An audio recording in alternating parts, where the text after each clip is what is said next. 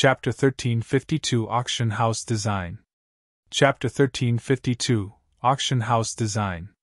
Chapter 1352 Auction House Design. It died? Flame blood froze when he saw the evil demon inside the magic array disappear. Even a great lord-ranked evil demon of the same level would require a team of hundreds of elite players, led by dozens of experts, to take down. They had learned this lesson during their experiments in the frozen scar. In the end, the Great Lord had more than 2/3 of its HP remaining after wiping out the entire elite team. Yet Sherfone killed a level 70 Grand Lord-ranked evil demon by himself. Beast Emperor wore an indescribably grim expression. Not only had Abandoned Wave been captured, but he had also lost a Grand Lord-ranked evil demon.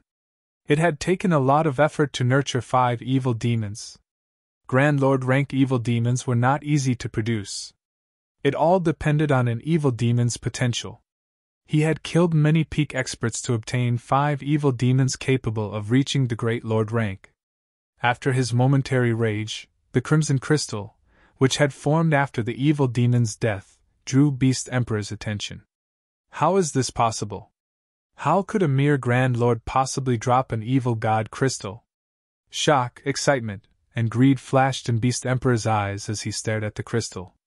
It was highly unlikely that players outside of the evil god's temple would understand how valuable the item was. However, to evil god's temple players, the evil god crystal was an absolute treasure. It was even too valuable to trade for a mythic-ranked evil demon. Sherfone grabbed the evil god crystal and shoved it in his bag before Beast Emperor could get a closer look. His eyes became bloodshot with fury as he wanted nothing more than to kill Sherfone with his own hands. Unfortunately, he was only here as a mirror image. He could not touch Sherfone. Beast Emperor quickly calmed himself. Turning to the somewhat feeble Sherfone, he smiled and praised. Guild Leader Black Flame, you're truly capable. Even the strongest evil demon under my command wouldn't be a match for you. As expected of Star Moon Kingdom's #1 expert. What? Trying to persuade me with sweet words after failing with brute force? Sherfone sneered as he glanced at Beast Emperor. Although he suffered a weakened state, decreasing his attributes by 70%, he was easily strong enough to kill Flame Blood and drag Abandoned Wave back to the War God's temple. He knew that an evil god Anva could only create a limited number of evil god apostles. Losing even one apostle would undoubtedly weaken Beast Emperor. Beast Emperor's expression darkened, a cold glint flashing in his eyes. He was the evil god's temple's sole evil god Anva.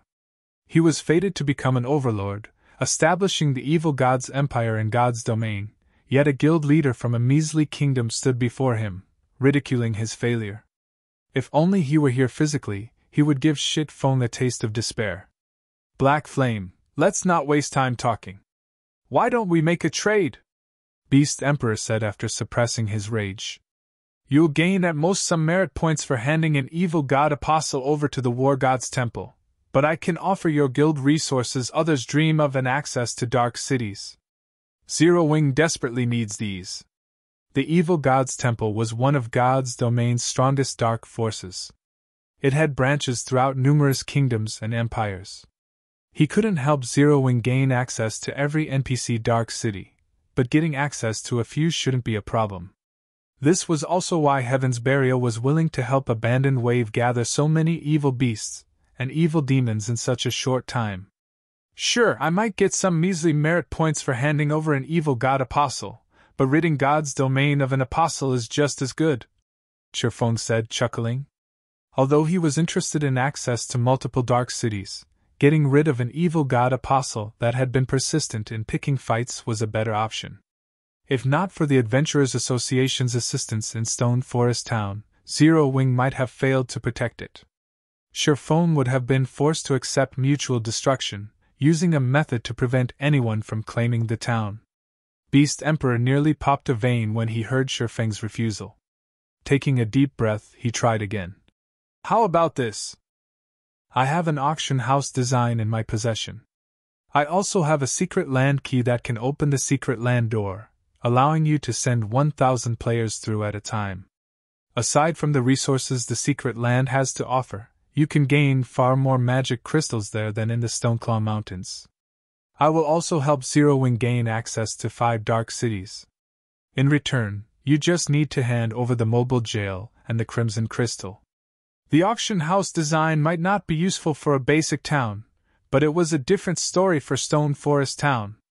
Once a player town had an auction house, it would lure more players, and the ruling guild would make a profit from the handling fees.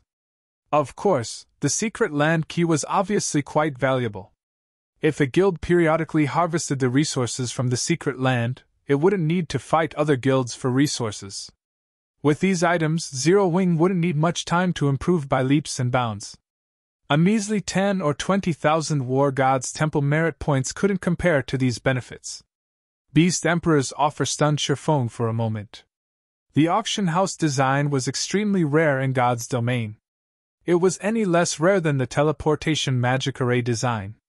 However, while the teleportation magic array design could be used multiple times, the auction house design was a one-time use item. He had never expected Beast Emperor to offer up such an item. The secret land key was also extremely valuable.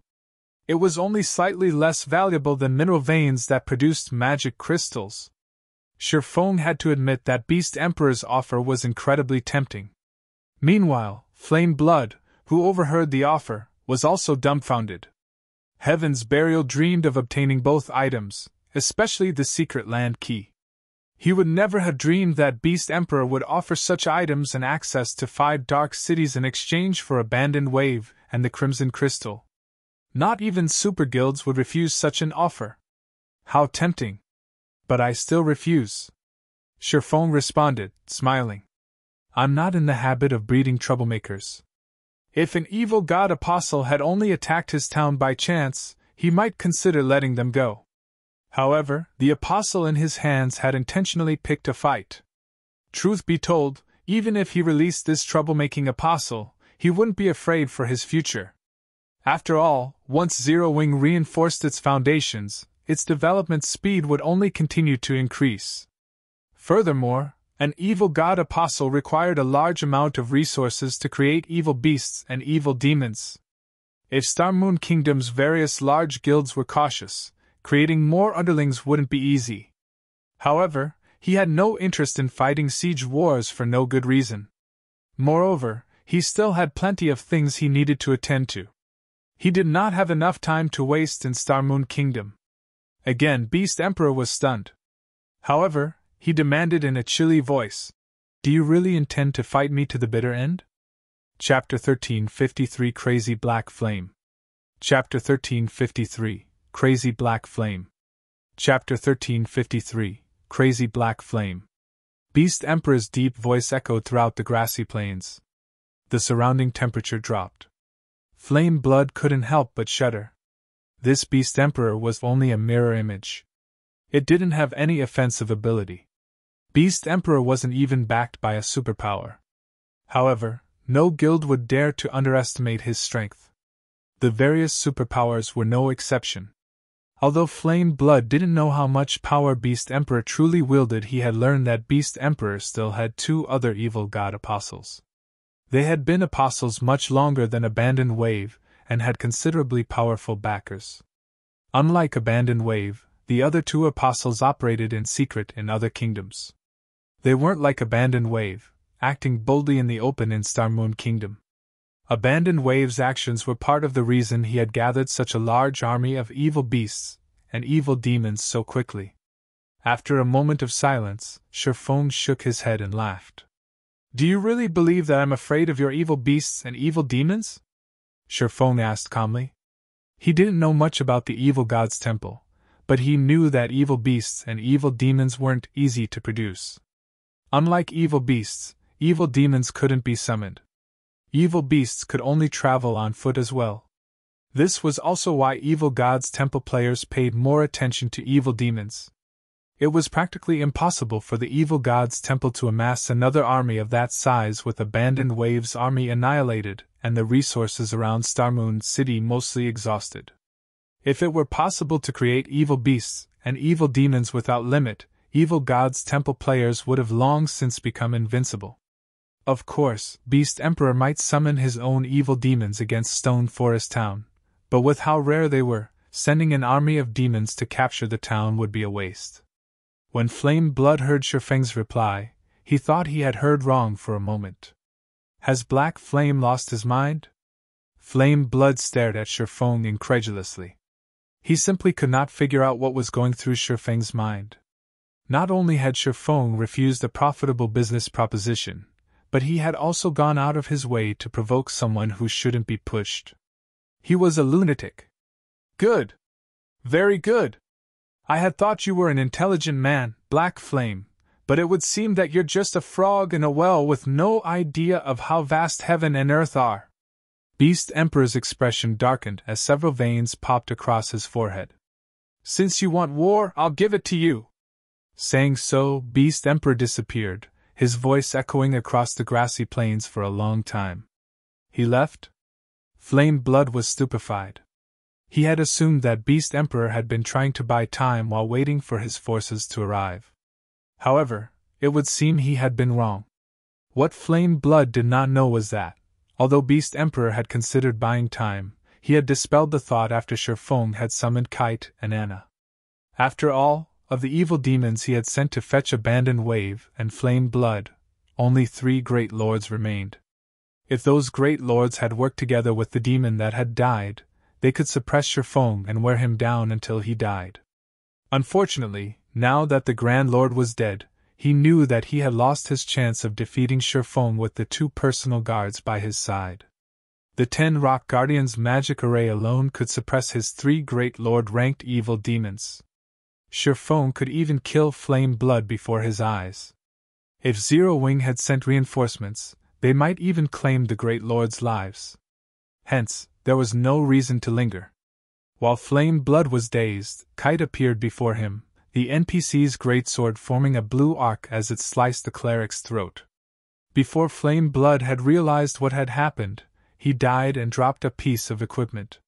Start a war? Shifeng could not help but chuckle as he stared at the Beast Emperor's previous location. He then picked up the equipment Flame Blood had dropped before returning to Stone Forest Town. In reality, Shifeng looked forward to Beast Emperor's war. He had already activated Star Moon Kingdom's epic-ranked main storyline quest, and was required to extract the evil god's temple from the kingdom. Since Beast Emperor was the evil god Anva that had activated the evil god's temple in Star Moon Kingdom, their fight was only a matter of time. Rather than let the evil god's temple quietly develop in Star Moon Kingdom, it was more beneficial to incite Beast Emperor to increase the temple's activity in the kingdom. This way, he could locate the evil god's temple's base of operations faster and complete his quest. Moreover, it was thanks to Beast Emperor that he had thought of a plan to develop Stone Forest Town while earning a lot of money. Others might not know where to obtain the auction house design, but he recalled a certain location that would guarantee the acquisition. The neutral map, Morning Battlefield. Once the ancient Orc Empire's capital, the area hid plenty of treasure. This was especially true for the Imperial Palace's hidden treasury. The treasury contained rare items that the Empire had obtained by conquering other nations. The auction house design was one of those treasures. Moreover, it wasn't just any ordinary design. It was a Grandmaster's advanced auction house design. Ouroboros had obtained the design in the past. In the end, the guild had constructed the most gorgeous auction house in Star Moon Kingdom. It had caused quite a commotion. Even after 10 years, it had still been the #1 auction house in the kingdom. Beast Emperor's appearance had also given Shifeng a massive windfall. The evil god crystal. Ordinary players might disregard the evil god crystal, throwing it away. The item's introduction only stated that it contained a horrific amount of evil energy, after all, and those who carried it would be cursed to encounter disaster and misfortune. While this introduction was correct, it did fail to mention a particular aspect. The evil energy the evil god crystal radiated had a corrosive effect on normal players. It had a similar effect to residing in areas polluted with evil energy for too long. However, the evil energy within evil god crystals was also incredibly pure. It could help evil demons or beasts to evolve.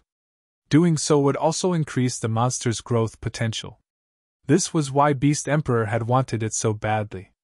It had another, more frightening purpose as well. It could become a power core for a city's magic array. Although the evil god crystal wasn't as effective as the Titan's heart, it was still an extremely precious power core.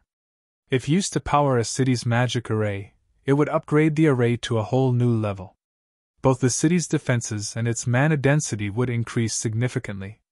Various large guilds had desperately sought after the crystal in the past. Shifeng hadn't expected a Grand Lord rank evil demon to drop the item. Normally, only mythic rank evil demons and above had a small drop rate. In the past, the super guild ruling the Lionheart Empire had annihilated the evil god's temple, which had destroyed nearly half of the empire in the process. It had only obtained 2 evil god crystals after slaughtering dozens of mythic ranked and above evil demons. In the end, the guild had used the 2 crystals to power 2 of its cities. Both cities had eventually grown to become the number 1 and number 2 guild cities in the empire. After seeing the evil god crystal's wonderful potential, God's domain's various large guilds had searched for and hunted down the temple's evil demons to obtain evil god crystals of their own. When Shifeng saw the crystal drop from the Grand Lord, he even wondered if his eyes had played a trick on him. Chapter 1354 Town Changes. Chapter 1354 Town Changes. In Stone Forest Town, the evil beast and evil demon army gradually scattered. As a result, the intense battle had become a good opportunity to grind EXP. It was not very often that one came across chieftain rank and above monsters. Even when they did, fights between players might ensue. On average, both the evil beasts and evil demons provided more EXP than monsters of the same rank and level. Although more than 1/3 of the Zero Wing members had died in this siege war, the surviving members' levels had increased significantly. Most of them had leveled up at least once, while some had even gained 2 levels. As the siege war ended, Zero Wing had obtained a large number of level 40+ elite members. This is just too scary. Even those powerful monsters failed to conquer Stone Forest Town. With this, Zero Wing's position in Starmoon Kingdom is as stable as a mountain. Both the Star Alliance and Heaven's Burial have lost their chance to become the kingdom's number 1 guild. If I had known this would happen, I would have joined Zero Wing sooner. I might have been a core member by now. TCH, you think becoming core member in Zero Wing is that easy? I've heard that the first condition to become a core member is to reach the Trial Tower's 6th floor. Although everyone's combat standards have improved significantly since the game's launch, those capable of reaching the 6th floor are still considered experts in first-rate guilds. On the other hand, you're stuck on the 5th floor. How could you possibly have a chance of becoming a core member? If Zero Wing can protect Stone Forest Town from such a large army of monsters, setting up our headquarters there might not be a bad idea after all. Tomorrow, we'll head to Stone Forest Town and purchase a private house. You want to get a private house with your standards? Don't make me laugh. One of my brothers is an upper echelon in a small guild. He's told me that several small guilds have decided to purchase the town's houses. Your adventurer team only has 100 or so members. Do you think you can compete with small guilds that have several thousand players? Stone Forest Town's victory over the evil beast and evil demon army was a hot topic among many players on the official forums. The strength Zero Wing displayed flabbergasted everyone. After this battle, no one in Starmoon Kingdom would dare challenge Zero Wing's position. Many of the previously hesitant independent players changed their minds, determined to join the guild. Many of these independent players hadn't considered applying to Zero Wing due to the guild's extremely high recruitment standards. If they joined other first-rate guilds, they would also receive far more benefits than if they joined Zero Wing. However, now that Zero Wing had proven how much stronger than other first-rate guilds it was, its high requirements made sense. Is this Zero Wing's true strength? Blue Phoenix, who had remained in White River City, was surprised to see peace returning to Stone Forest Town as she watched the live stream. Despite facing an army of 500,000+ monsters, not only had Zero Wing annihilated their enemy, but it had also only suffered a little over 10,000 casualties. However, although Blue Phoenix was shocked by the large number of high-tiered NPCs defending Stone Forest Town, Zero Wing's revelation of its intermediate mana pulse cannons and fleet of miniature ballistas frightened her. After all, while NPCs could not be dispatched outside of the town or city they belonged to, it was a different story for the intermediate mana pulse cannons and miniature ballistas. These war weapons could be employed against cities or to defend strategic locations. Not even the Dragon Phoenix Pavilion could compare to Zero Wing's firepower. Blue Phoenix had been prepared to lend Zero Wing the gnome cannons and special ammunition she had brought with her as a backup, but she was grateful that she hadn't. Both she and Phoenix Rain would have been laughingstocks. It seems I need to report this to Big Sis Rain. After giving the matter some thought, Blue Phoenix decided to report this situation immediately. Back in Stone Forest Town, Sherfong discovered a long line of independent players outside of the guild residence after using a guild transfer scroll to return. These players were all considerably high-leveled. Even the weakest among them was level 38, while some had reached as level 41. Their equipment was equally impressive, with the most inferior being secret silver rank. With a quick glance, Sherfong estimated that at least 200 such players waited outside the residence. Sherfong also spotted quite a few level 20+ players in line. "Guild leader, you're finally back," Aqua Rose said, smiling when she saw Sherfong emerge from the residence's teleportation hall. "Has something happened?" Sherfong asked curiously when he saw Aqua Rose's excited expression. "After we finished clearing out the monsters close to the residence, some of the players that bought Stone Forest Town's private houses teleported to the town and offered to cooperate with our guild. After a quick search, we discovered that most were representatives of well-known adventurer teams from other kingdoms and empires. There were also quite a few adventurer team representatives from Star Moon Kingdom and merchant players. Now that they feel certain of Stone Forest Town's security, they want to cooperate. Those adventurer teams have also stated that they're willing to sell us their rare materials for 70% market price in the future. However, they've requested that Zero Wing build more private houses suitable for adventurer teams. As for the merchant players, they'd like to see us sell a few shops in town. Of course, they're willing to pay for these structures." As she spoke, Aqua Rose gestured to the various adventurer team representatives and merchant players. "In God's domain, adventurer teams and merchant players generally didn't invest in smaller guilds' towns. There were two reasons for this. First, guild towns had a lack of player traffic. Second, these independent players were concerned about a town's safety. In guild wars, there were no guarantees that rival guilds wouldn't capture or destroy a guild town. A few adventurer teams had only decided to purchase Stone Forest Town's private houses because of the tempting benefits the town offered. Several hundred gold coins might be astronomical to ordinary players, but it was affordable to the kingdom's top adventurer teams. However, setting up a main base of operations in a guild town was a different story. To adventurer teams with hundreds of players, it was clear that private houses, which could only accommodate a small number of players, were not suitable. Such teams needed the ruling guild to construct houses that catered to their activities, but guilds generally refused to construct such massive structures for no good reason. Moreover, purchasing such a large house would cost more than just a few hundred gold coins. Hence, both sides needed to compromise. But no adventurer team would risk such an investment until a guild town was stable. After this siege war, Stone Forest Town had proven that it was just as secure as an NPC town, allowing players to develop in the area without worry. Because of this, many well-known adventurer teams and merchant players hurried to Stone Forest Town, afraid that their competition would steal their opportunity. Not even Aqua Rose could make the decision to allow so many players into Stone Forest Town. She had to wait for Sherfong to return. "Guild leader, would you like to meet with them?" Aqua Rose asked. Chapter 1355 Adventurer House. Chapter 1355 Adventurer House. Chapter 1355 Adventurer House. God's Domain had plenty of adventurer teams. Aside from a few lone rangers, independent players with similar goals usually formed teams that were exempt from guild restrictions. Some of the top adventurer teams in the game were even as strong as some of the game's guilds. Take the Midnight Tea Party for example. It explored various dangerous locations in God's domain, constantly challenging its limits.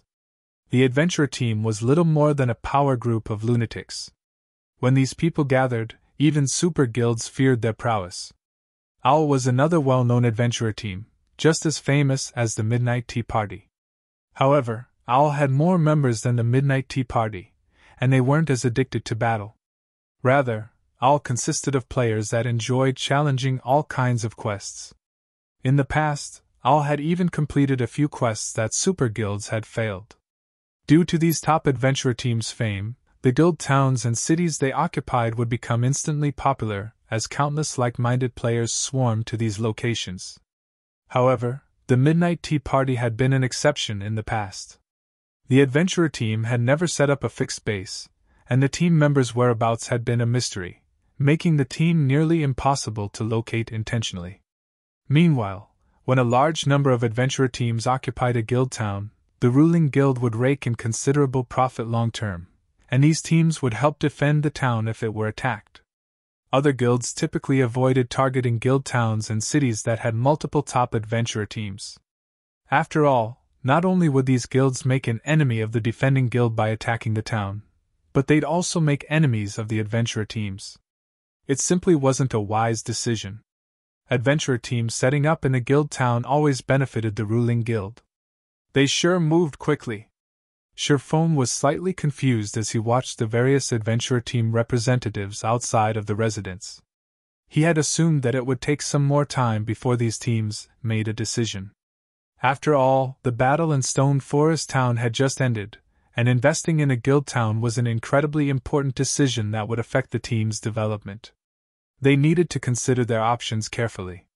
When I first saw them, I had assumed that they were experts some guild had sent to snatch the town token, Aqua Rose said, giggling. However, after listening to what they had to say, it seems that they were already interested in setting up in Stone Forest Town. Only, they were hesitant due to concerns over the town's safety. After seeing Zero Wing's foundations, they rushed over. Tell them that Stone Forest Town still needs repairs, so we won't be selling any adventurer houses just yet. Once we've repaired the town, we'll construct 5 adventurer houses. When the time comes, the houses will be available in the candlelight auction and will go to the highest bidder. Sherfone decided after giving the matter some thought. Aqua Rose was at a loss for words when she stared at Sherfeng's serious expression. Normally, guilds hope to house as many adventurer teams as possible in their towns to increase the town's overall strength. Some large guilds even sold their adventurer teams for a low price to attract these teams. Yet, not only had Sherfone decided to sell a limited number of these adventurer houses, but he also intended to sell them off to the highest bidders. Such a bold decision was likely to chase away these adventurer teams. Just convey my decision. A town's development is never dependent on how many adventurer teams it has.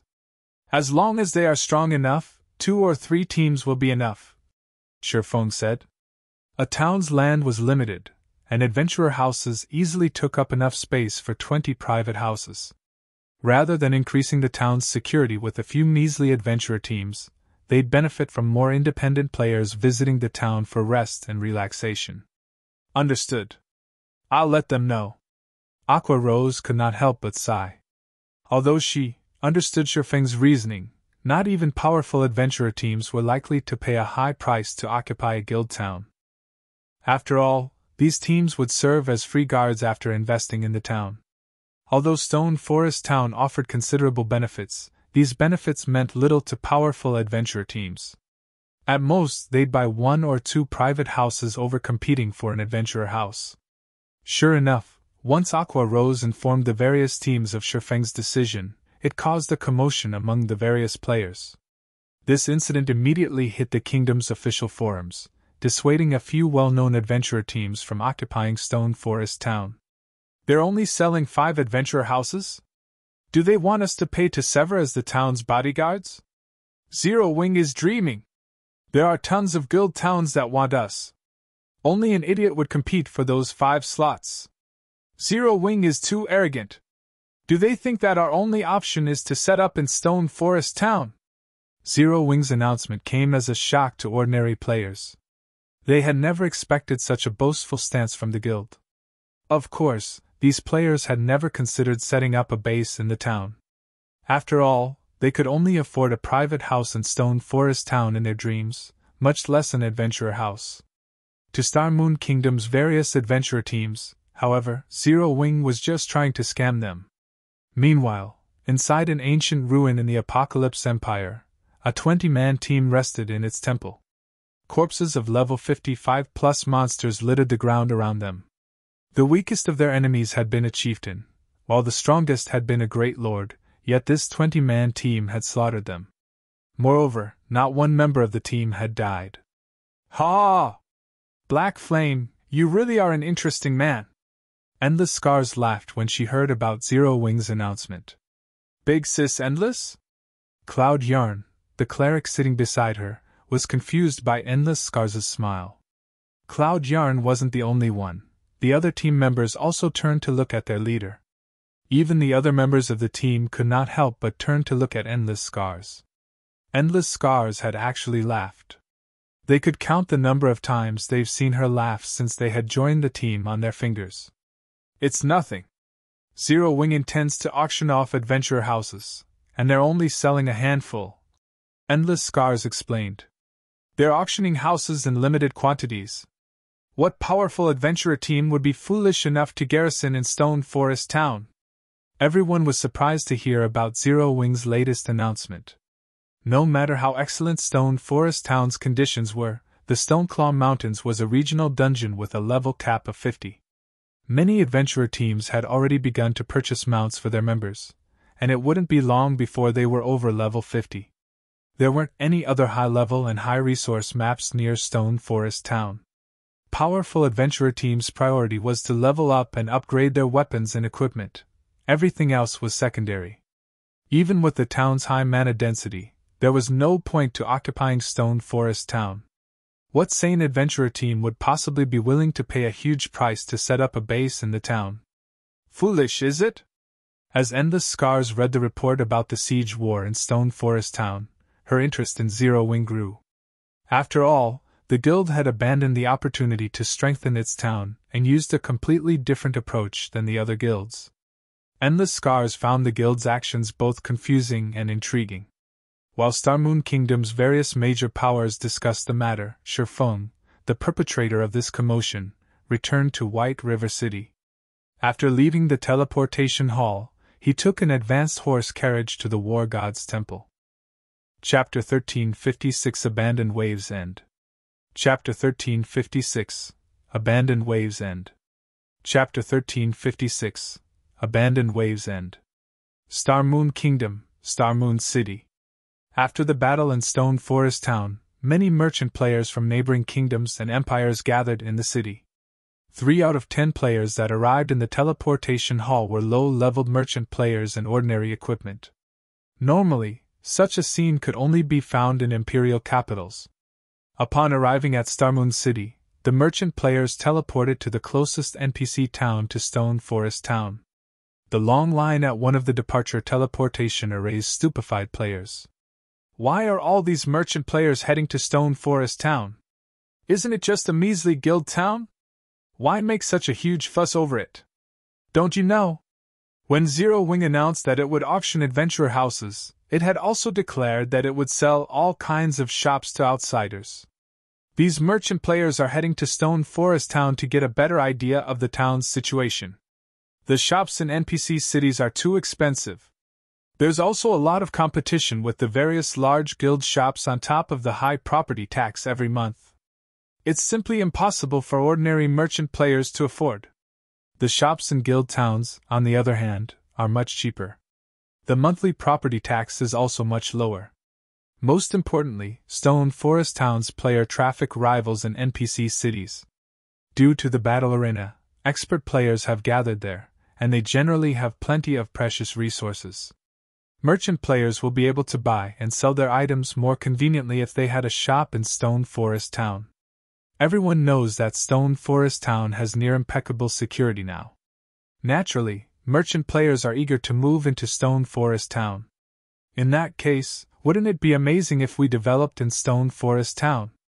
Independent players quickly started making preparations to shift their base of operations to Stone Forest Town.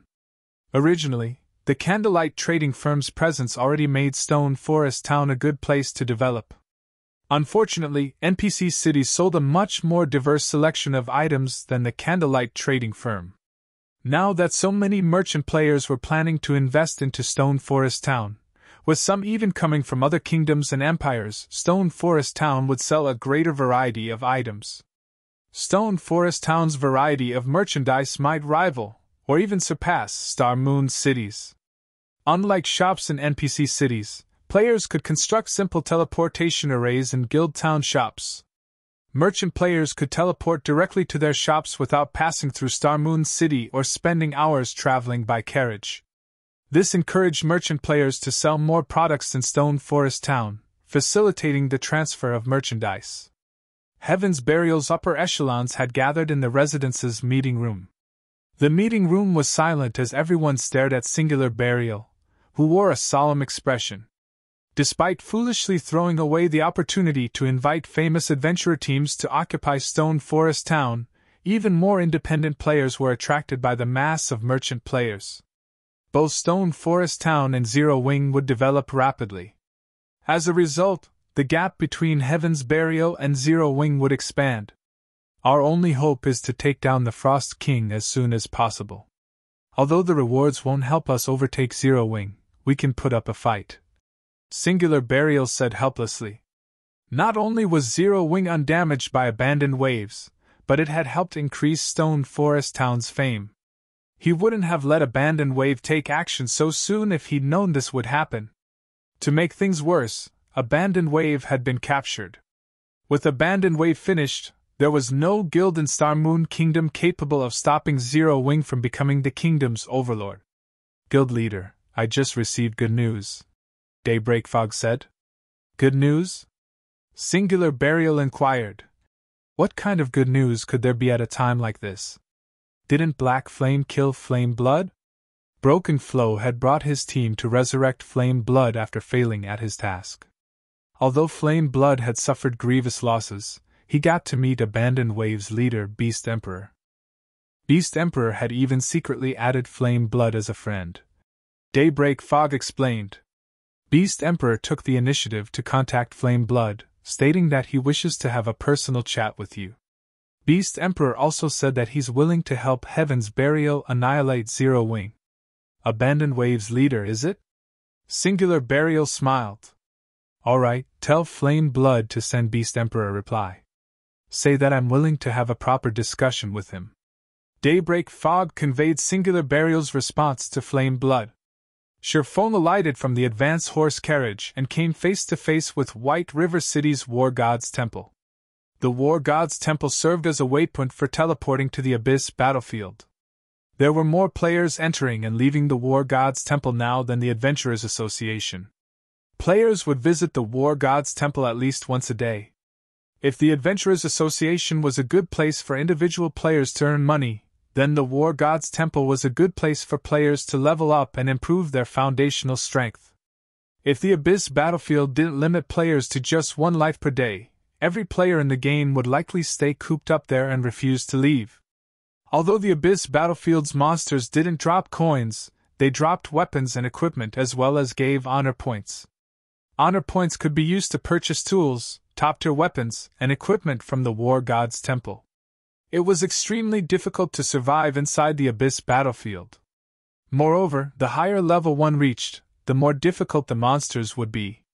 Expert players below level 50 could stay in the Abyss battlefield for an entire day as long as they didn't go anywhere too dangerous. Though their income would be lower if they didn't take risks, after a few days of grinding, they could still accumulate enough points to purchase good equipment. The weapons and equipment for sale at the War God's Temple were more suited towards PvP. The items' effects and basic attributes would be inferior to the items dropped by field bosses and team dungeons.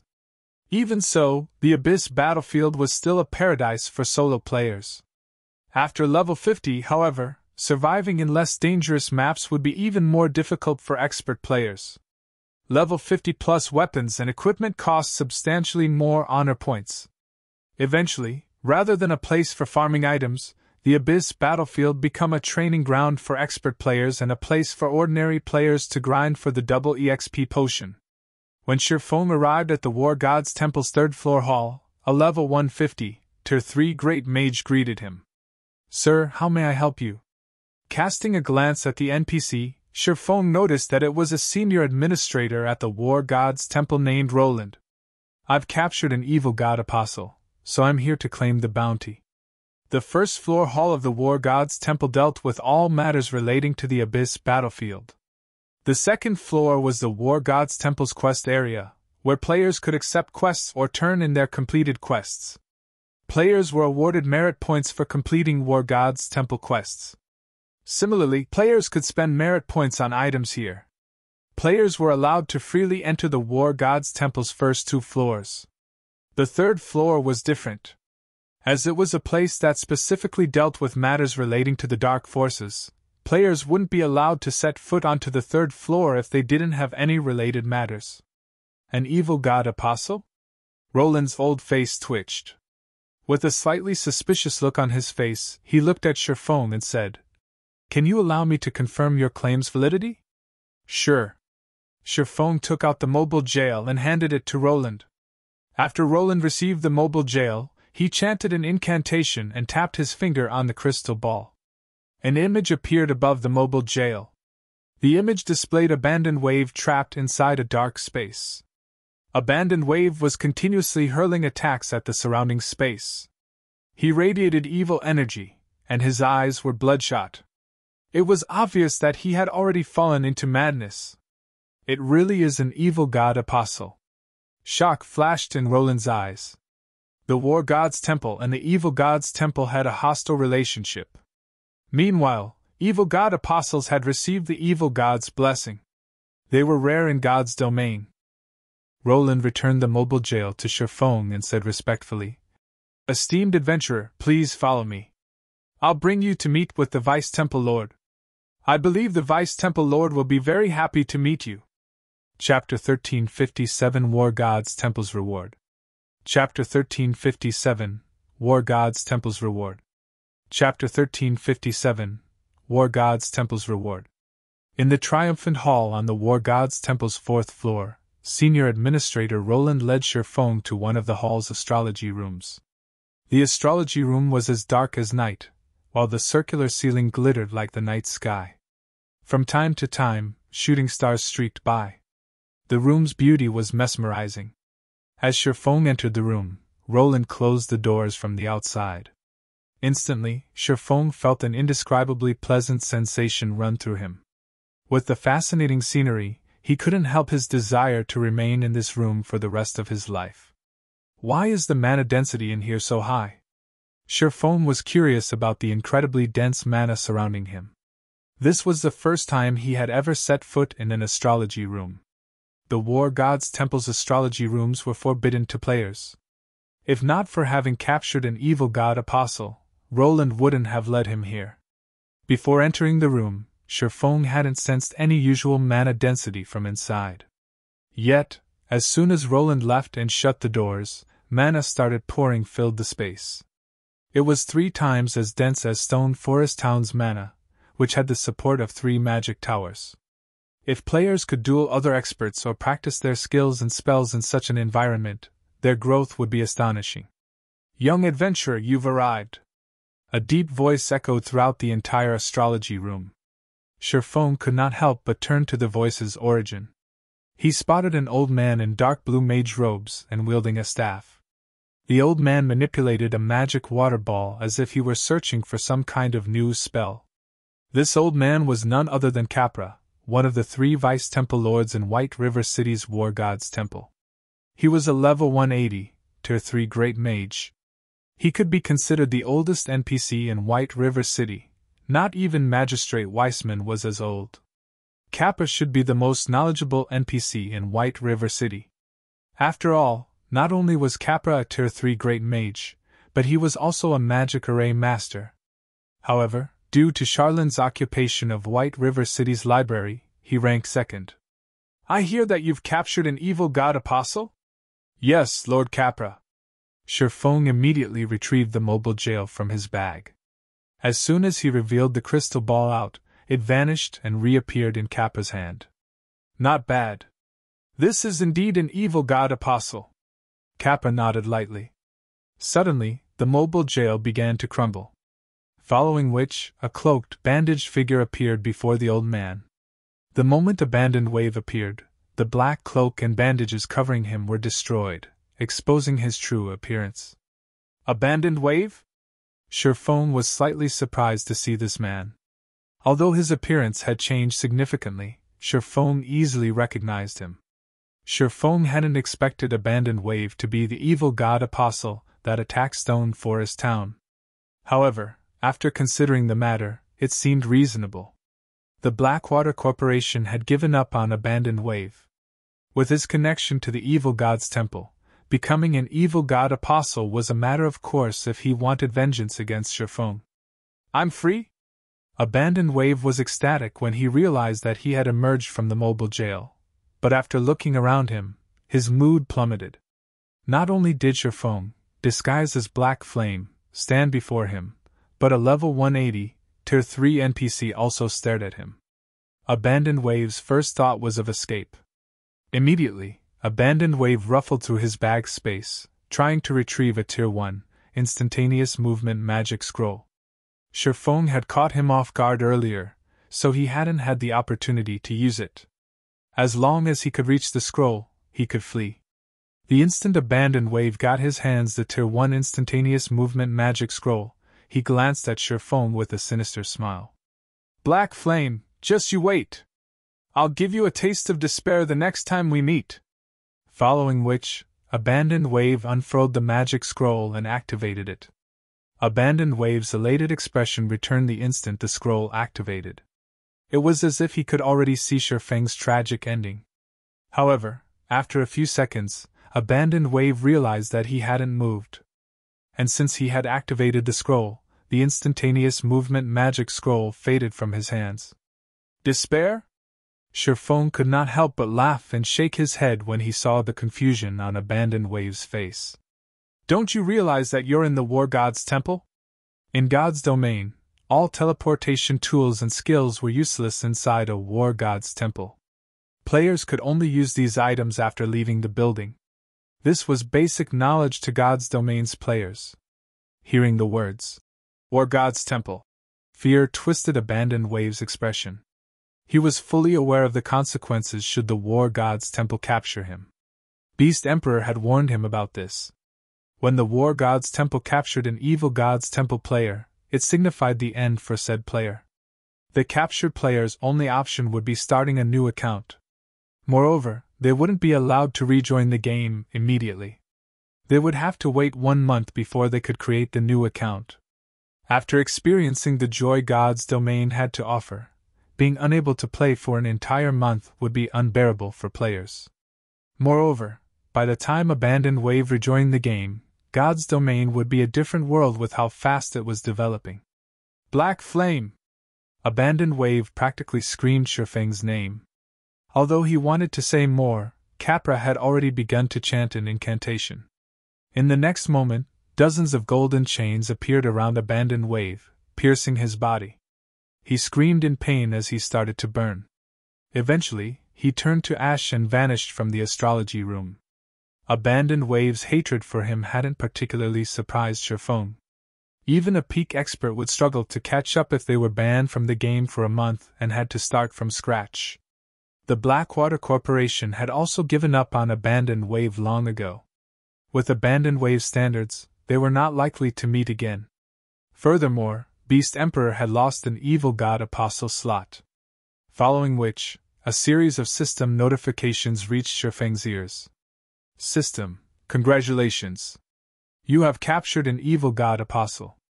Rewarding 10,000 War God's Temple merit points, reputation with the War God's Temple increased by 500 points, 100 million EXP, 50 free mastery points, and 5 legacy skill points.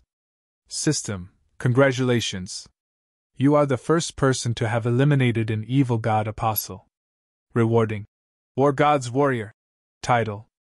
System, Capra's favorability has increased by 300 points. What an abundant reward! Shifeng's excitement grew as he read the notifications. This was especially true when he saw the War God's Warrior title and his increased favorability with Capra. He had only heard of the War God's Warrior title in the past. He didn't know much about it. Although this title wouldn't benefit a player's strength, it elevated players to one rank below the temple's vice-temple lords. With this benefit, he could easily purchase items that required extremely high reputation in the War God's Temple's exchange center. He wouldn't need to complete numerous high-difficulty quests, increasing his reputation. However, the title was slightly less valuable than his favorability with Capra. Capra was a magic array master. If he could earn enough favorability with Capra, he would gain access to all sorts of magic arrays.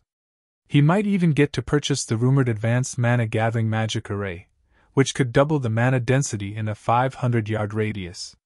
Not only was this array's effective area vast, but it also increased the mana density by so much. One could just imagine how much it could benefit a guild. Countless players had tried all sorts of methods to gain favorability with this NPC. Unfortunately, doing so was extremely difficult and would become even more so after every 100-point increment. Very few players had gained 100 points of the Elder's favorability in the past. Only a handful had ever earned 200 points. Shifeng had never even heard of any players earning 300 points. Chapter 1358 Lost Magic Array. Chapter 1358 Lost Magic Array. Chapter 1358 Lost Magic Array. With such high favorability and merit point rewards, it's no wonder why those guilds had hunted Evil God's Temple players in the past. Shifeng couldn't help his growing elation as he looked at his rewards. Although the 10,000 merit points was a lot, without the corresponding reputation and favorability, they were useless. Even after challenging the 12 trials, he had only been awarded 6,800 merit points. The items he could purchase were extremely limited. With 10,000 merit points, he had a greater variety available to him. Moreover, he could purchase items from Capra. Lord Capra, I've heard that you are a magic array master. I have always been very interested in magic arrays. May I know if I can purchase a few from you? Shifeng asked. Purchasing items from Capra required a minimum of 100 favorability. Although 300 points were far from the maximum favorability one could earn with Capra, Shifeng had never heard of a single player with such high favorability in the past. You are interested in magic arrays? Capra's elderly eyes shone with an excited light when he heard the words. Magic array. He continued. Of course you can. Very few youngsters are so studious. Come here.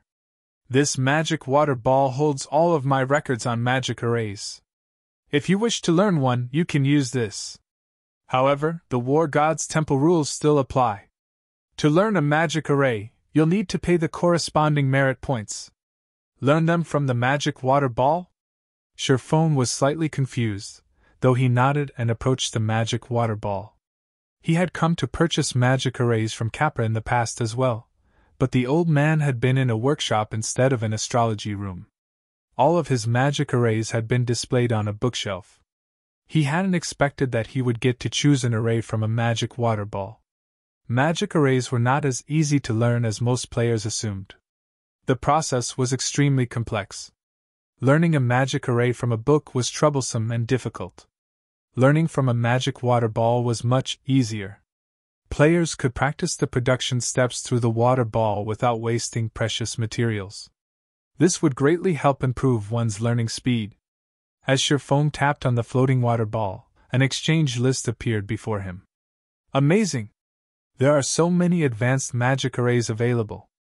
Shifeng's eyes glowed as he read the exchange list. If one had to point out the most difficult item to obtain in God's domain, it would definitely be magic arrays. Magic arrays also provided the most assistance.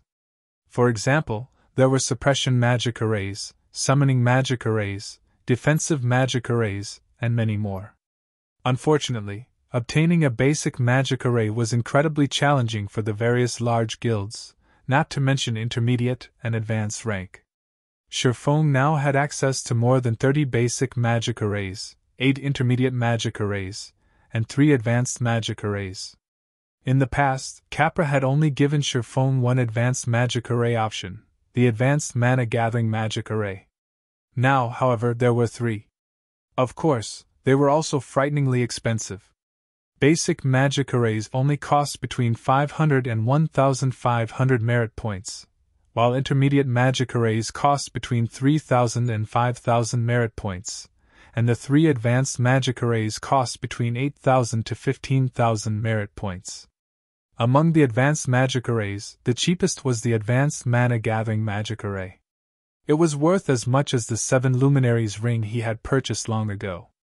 These are Celestial Magic Arrays. Glancing at the 3 advanced magic arrays, Sherfone was stunned. Celestial magic arrays weren't like the arrays players commonly stumbled upon. These had survived since ancient times, lost in God's domain for many years. Every celestial magic array was incredibly powerful, and because they borrowed power from the stars, they didn't consume as much mana as ordinary magic arrays. Celestial magic arrays had been very popular in God's domina, but for some unknown reason, they had vanished. Yet, those magic arrays had appeared before Sherfone. Sherfone found it hard to imagine that he could actually purchase celestial magic arrays from Capra. He had only ever heard rumors of such a thing. In his previous life, very few guilds had possessed celestial magic arrays. Purgatory Star Magic Array, Advanced Celestial Magic Array. Suppress all enemies within a 200-yard radius, weakening their basic attributes by 70% if they are Tier 3, 50% if they are Tier 4, and 20% if they are Tier 5. Required merit points, 15,000. Starlight Gathering Magic Array, Advanced Celestial Magic Array. Creates an enclosed space with a 500-yard radius, increasing the mana density within the enclosed space by 300%. Required merit points, 12,000. Although the introductions were brief, Sherfone read them with bated breath. The Advanced Mana Gathering Magic Array could only increase the mana density in a 500-yard radius by 200%, but the Starlight Gathering Magic Array increased the density by 300%. Although there was only a 50% boost to players' performance, it was a qualitative difference. As for the Purgatory Star Magic Array, even challenging Tier 4 mythic monsters would become easier with its power. After all, the majority of the advanced magic arrays available in God's domain could only suppress Tier 4 mythic monsters by 30%. For a time, Sherfone was fraught with indecision. He had initially planned to purchase the Advanced Mana Gathering Magic Array, saving his remaining points for special tools that could aid him in the morning battlefield. However, the Starlight Gathering Magic Array just too tempting. He had experienced such a powerful array in a super guild's main city in the past, and he had to admit that the magic array had been wonderfully effective. When he had practiced his combat techniques inside the magic array, his training efficiency had risen by leaps and bounds. Even the Divine Colosseum's Trial Tower could not compare to that magic array's effects. Only the Holy City of Titan could surpass it. However, to reach locations such as the Holy City, one's status needed to be extremely high, and they needed to pay an exorbitant price. Very few large guilds could afford such a price. Forget it. Let's just pick it. Sherfone gritted his teeth and chose the Starlight Gathering Magic Array. It was extremely difficult to obtain War God's Temple merit points. If he purchased the Advanced Mana Gathering Array, it would be a long time before he gathered enough points to purchase the Starlight Gathering Magic Array. Now that Stone Forest Town had stabilized, and he had begun his city's construction, setting up the Starlight Gathering Array in both locations would further reinforce their popularity. System: the Starlight Gathering Magic Array requires 12,000 merit points. You have 3,500 War God's Temple reputation points. You may pay 20% of the merit point cost in coins. Do you wish to use coins? System: based on the system's analysis of the current market, each merit point is worth 2 gold coins. Do you wish to proceed? Purchase. Sherfone agreed to the transaction without hesitation. 4,800 gold for 2,400 merit points wasn't particularly expensive. Fortunately, the required currency wasn't magic crystals. He wouldn't have been able to fork over a single crystal. Sherfone wasn't particularly surprised that the cost of merit points had increased. In the future, he would likely have to part with an exorbitant amount of gold coins in exchange for merit points. After all, as players reached higher levels, their income would continue to increase. The game's player population was also increasing. As a result, more coins would become available in God's domain. It was only natural for their value to depreciate. Of course, the main god system constantly worked to lower inflation by reducing the number of coins in the market. Suddenly, Capra asked curiously, "Young adventurer, you have chosen a celestial magic array?" "Yes. I am very interested in learning the magic arrays that have been passed down since ancient times," Sherfone confirmed, nodding. Practically every God's Domain player had been interested in celestial magic arrays in the past. "I won't stop you from purchasing it. However, I need to remind you that celestial magic arrays aren't like your conventional magic arrays. Producing them requires extremely rare materials. They are impossible to mass-produce," Capra reminded. "Thank you for the information, Lord Capra," Sherfone responded respectfully. He had already been aware of the celestial magic array's flaws. However, even the advanced mana-gathering magic array's materials were exceedingly difficult to obtain. Since both arrays' materials were challenging to collect, it was wiser to choose the more powerful array. Following which, Capra chanted an incantation. Suddenly, a palm-sized water ball separated from its massive counterpart. The ball of water then landed in Sherfeng's hands. After obtaining the Starlight-gathering magic array and leaving the War God's temple, Sherfone received a communication request from Aqua Rose. "What's the rush? Has something happened?" Sherfone asked when he saw the woman's anxiety. "Guild leader, check the official forums. Some time ago, Heaven's Burial signed an agreement with several top adventurer teams and dozens of well-known adventurer teams. These adventurer teams have officially occupied Heaven's Burial's town. News of this has already reached the various large guilds," Aqua Rose hurriedly reported. Chapter 1359 Pioneering the Ancient Empire. Chapter 1359 Pioneering the Ancient Empire. Chapter 1359 Pioneering the Ancient Empire. "Top adventurer teams have occupied Heaven's Burial's town?" The report confused Sherfone. In God's domain, adventurer teams fell into various ranks, just like guilds. When referring to Star Moon Kingdom's adventurer teams, the well-known team's overall strength could compare to a first-rate guild's elite teams. As for the kingdom's top adventurer teams, every one possessed several dozens of experts. Among these expert players, a small portion could rival first-rate guilds' peak experts. When it came to raiding team dungeons, they were even stronger than some large guilds' main forces. Normally, these top adventurer teams ventured to dangerous maps that even guild elite teams avoided. Their leveling speed was no slower than guild elite players that occupied high-resource maps. This was also why these top adventurer teams paid no attention to the benefits most guild towns offered, so much so that they even ignored invitations from large guilds. Based on Aqua Rose's report, however, it seemed that more than one top adventurer team had set up a base in Heaven's Burial's town. Why wouldn't Sherfone be surprised? He immediately checked the official forums, getting a detailed idea of the situation. Heaven's Burial and 3 top adventurer teams have reached an agreement. These adventurer teams will occupy Red Iron Town and will explore the Frozen Scar alongside the guild's forces. Good news!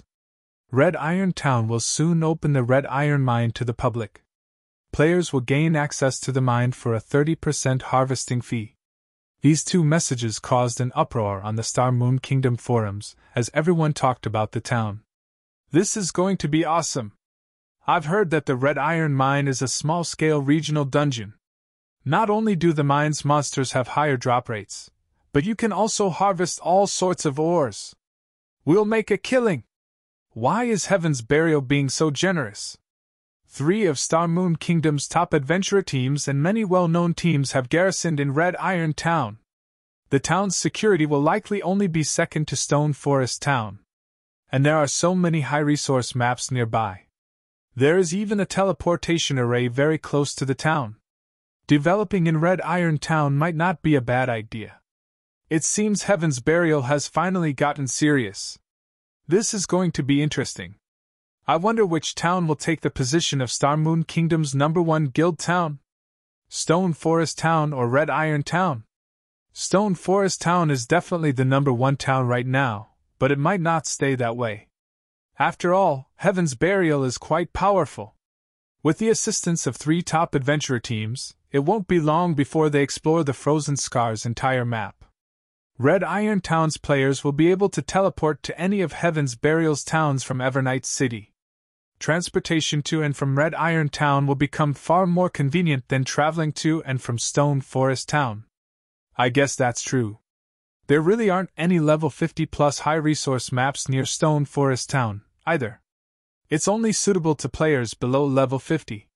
Considering long-term development, Red Iron Town is the better option. Moreover, with 3 top adventurer teams based in the town, it'll be easier for adventurer teams to contact each other in the future. The new changes in Red Iron Town tempted many players. While it was important to increase one's individual strength, leveling and upgrading equipment was more so. More players were reaching level 40, yet despite having met the level requirement to gain a mount, most were too poor to purchase one and had to continue their travels on foot. Red Iron Town was also attractive due to how easy it would be to earn coins. Heaven's Burial is even willing to part with such a gold mine? Sherphone was astonished as he read the forum posts. It was not easy to open a mine. First, a team needed to defeat the mine's boss. Otherwise, the monsters inside would continue to respawn quickly. The monsters would also scale to the highest leveled player that entered the mine. As the boss respawned periodically, players were also required to defeat it each time they encountered it. Furthermore, the mines or deposits were limited and would only respawn when the boss did. When a guild occupied a mine, they generally only allowed their own people inside.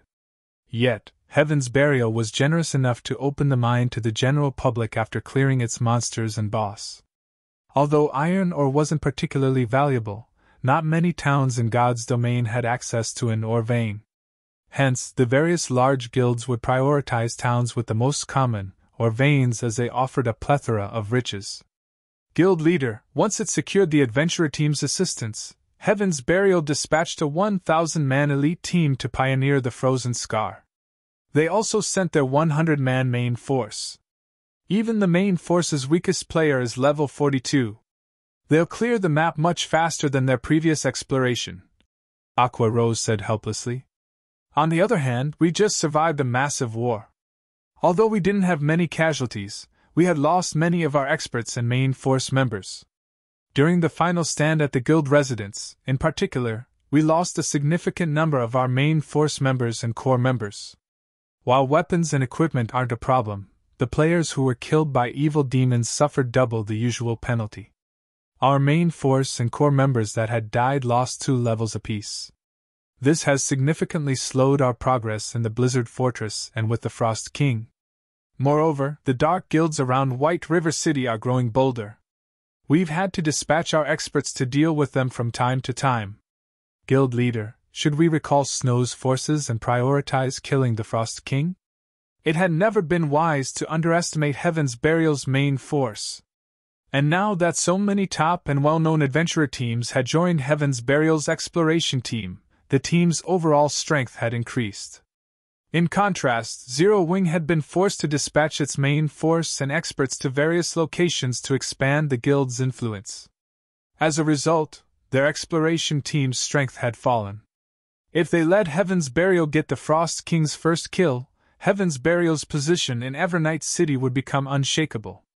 Meanwhile, Zero Wing would lose the best opportunity to gain access to Evernight City. If that happened, Stone Forest Town's popularity would plummet by the time mainstream players reached level 50. In fact, Red Iron Town had nearly caught up to Stone Forest Town. Forget it. We can't recall Snow. If we don't have a team of experts there to defend the branch guild in the Black Dragon Empire, The Empire's large guilds will take the opportunity to strike, Shifeng said, shaking his head. This was why he had refused to ask Gentle Snow for help to protect Stone Forest Town. He then said, "This is a golden opportunity. It's been a while since Zero Wing had a large-scale guild operation. Aqua, see to the necessary preparations. Round up 1,000 people. Aside from the main force members and core members, do not select any elite players below level 40. After you've finished, have them gather in Dark Lake Town. We're going to pioneer the ancient Orc Empire. Guild leader, you're going to lead the operation?" Aqua Rose's excitement grew as her guild leader issued orders. Normally, the guild leader would organize guild operations as their main purpose was to increase the guild's prestige and motivation. However, Shifeng was usually too busy. Normally, he was impossible to find.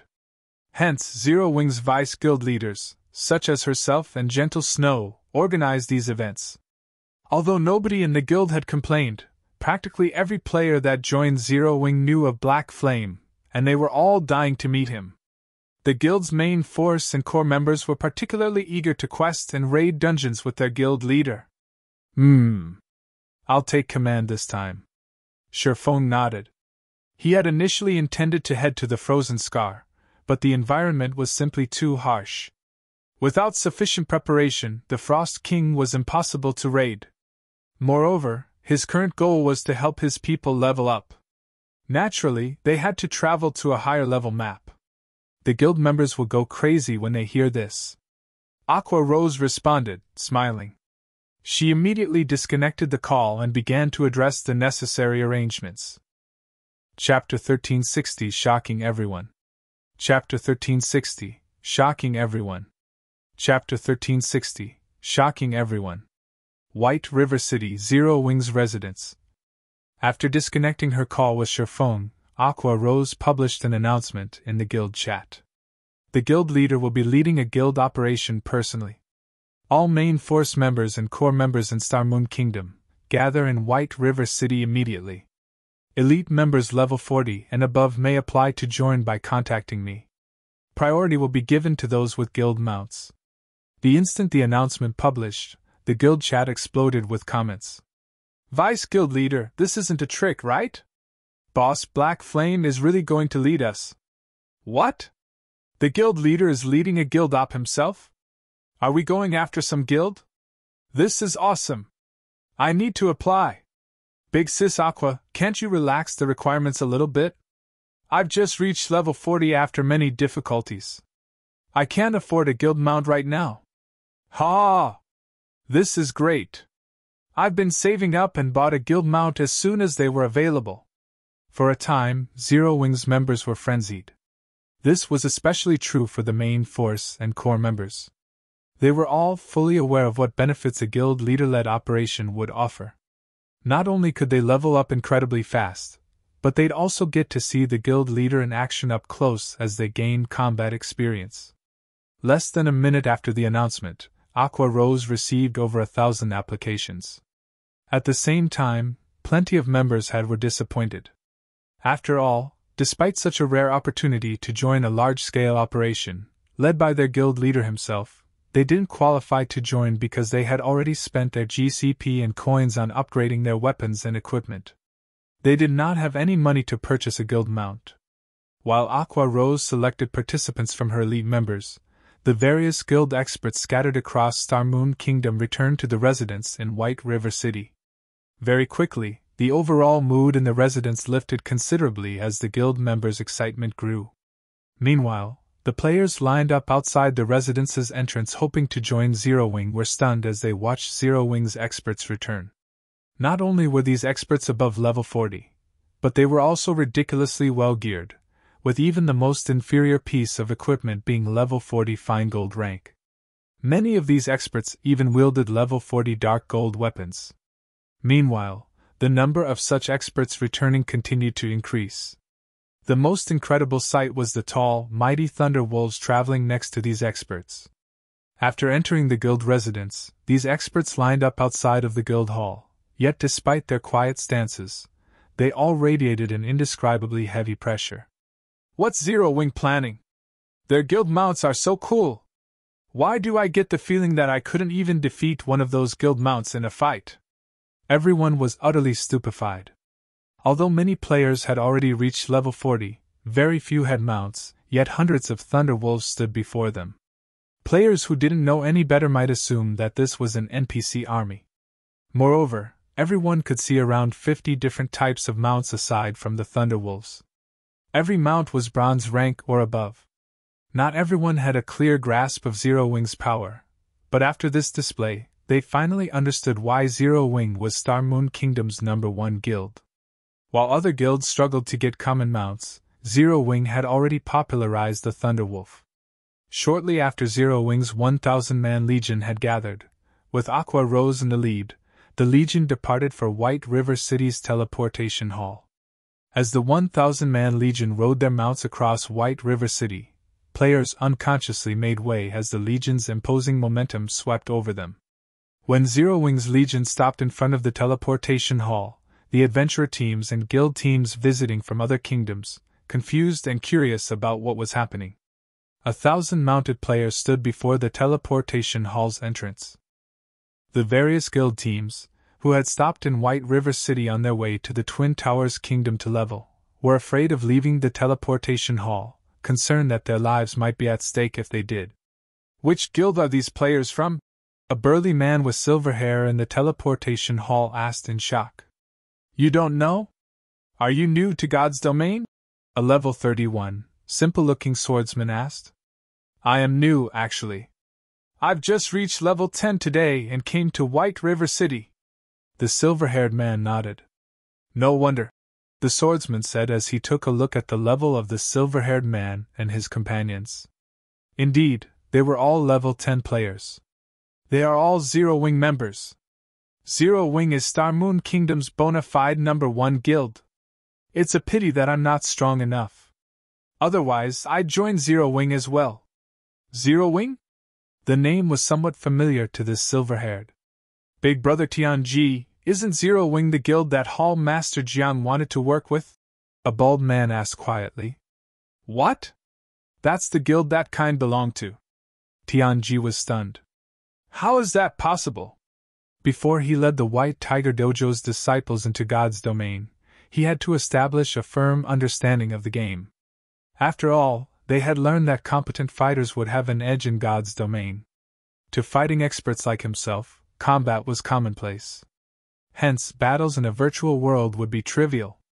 However, as he encountered the game's virtual combat, he quickly realized that the combat in God's domain wasn't very different from combat in reality. Although he and his subordinates had an advantage, there were some slight differences between virtual combat and real-life combat. Their advantage was limited. After playing the game for some time, he also gained a general understanding of various NPC towns' guilds. Surprisingly, these guilds were far more impressive than he had assumed. At one point, he had dueled an expert from a small guild. Even with his skills, the expert had defeated him. The experience had taught him how impressive God's domain truly was. Of course, he was confident of surpassing these small guild experts sooner or later. After all, he had only begun playing the game a few days ago. With the White Tiger Dojo's strength and enough disciples, he was confident that they could establish a guild and raise it to third-rate status quickly. If they wanted to contest with second-rate guilds, the dojo would be required to invest a large amount of resources and time. As for contesting against first-rate guilds, it was too soon for the dojo to aim so high. After all, first-rate guilds were backed by major corporations. They also had dozens of years' worth of history in the virtual gaming world and had long since established their own training systems. The White Tiger Dojo had no hope of catching up to first-rate guilds in a short time unless they annexed second-rate guilds or purchased shares of a particular first-rate guild. Investing in a first-rate guild would depend on whether or not the guild was willing to sell shares. After all, these guilds didn't lack willing investors. Tianji never thought that Shifeng, some no-name dojo's head instructor, directed such a power. Meanwhile, as Zero Wing's members left White River City through the teleportation arrays, news of the Legion's mobilization reached Star Moon Kingdom's various major powers. Why is Zero Wing dispatching such a massive force? With so many experts, has Zero Wing targeted some guild? Could Zero Wing be planning to exterminate the dark guilds? Normally, these major powers ignored a 1,000-man elite team. However, they couldn't ignore such a legion from Zero Wing. After all, every one of those players was an expert. If Zero Wing had targeted a particular guild, even a 10,000-man elite army would not be able to stop this legion. For a time, the various major powers discussed their guesses about Zero Wing's intentions. They also recalled their own members to their respective cities. Chapter 1361 Ancient Orc Empire. Chapter 1361 Ancient Orc Empire. Chapter 1361 Ancient Orc Empire. Inside a snow-dusted gorge in the frozen scar. The air was cold enough to fog players' breath. Ice-covered plants glittered like ice sculptures, littering the ground. A 1,000-man legion advanced through the gorge with level 42 and above guardian knights and shield warriors guarding the forefront, creating an iron wall that blocked the narrow path. Level 46 and 47 violent frost bears, strength-type high lords, crashed into this iron wall relentlessly. Violent frost bear, elemental creature high lord. Level 47. HP 31, 000/31, 000/000. Even with a successful block, ordinary MTs would lose over 10,000 HP with each of these frost bears' normal attacks. Not only did these attacks contain an immense amount of the violent frost bear's strength, but their attacks also had the freezing penetration effect. Freezing penetration halved the target's reaction speed, attack speed, and healing received. Moreover, shields couldn't completely block the effect. Factoring in the violent frost bear's high attack speed and their Tier 2 skill, Snow Trample, the frontline's MTs could die in an instant if the healers lost focus. This was why so many teams had been stuck in this snowy gorge, unable to proceed into the frozen scar. However, when this legion's guardian knights and shield warriors received the violent snow bear's attacks, they never received more than -7,000 damage. Even when the High Lords used their skills, the MTs didn't sustain more than -20,000 damage. To these MTs, who had over 40,000 HP, these bears were little more than pests. Guild leader, the Frozen Heart is quite impressive. It seems that Beast Emperor hadn't lied. With the Frozen Heart, our chances of raiding the Frost King have increased by at least 20%. Daybreak Fog commented as she looked at the pulsing crystal heart in her hand. This is only the beginning, Singular Burial said, chuckling. Each of the top 3 top adventurer teams working with us have their own specialties. Due to their participation, our team is considerably stronger. It is only a matter of time before we kill the Frost King. Zero Wing had just experienced a great war. Although the monster army hadn't damaged the guild's overall strength, it had made a mess of Stone Forest Town. Zero Wing had also lost nearly half of its main force and core members. It would take the guild a considerable amount of time to recover to its peak. Moreover, Zero Wing was currently expanding its influence on multiple fronts. Its enemies weren't limited to Heaven's Burial. The Black Dragon Empire's various guilds also eyed Zero Wing, waiting for an opportunity to strike. Based on the reports he had received, he knew that various minor conflicts had broken out between Zero Wing and the Empire's large guilds.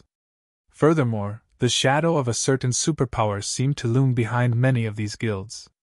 If Zero Wing wanted to stabilize its position in the Black Dragon Empire, it would need a large number of experts to defend it. Now that Zero Wing needed to recuperate, Heaven's Burial had an opportunity to catch up. With the Frozen Heart, their leveling efficiency in the Frozen Scar was exceptional.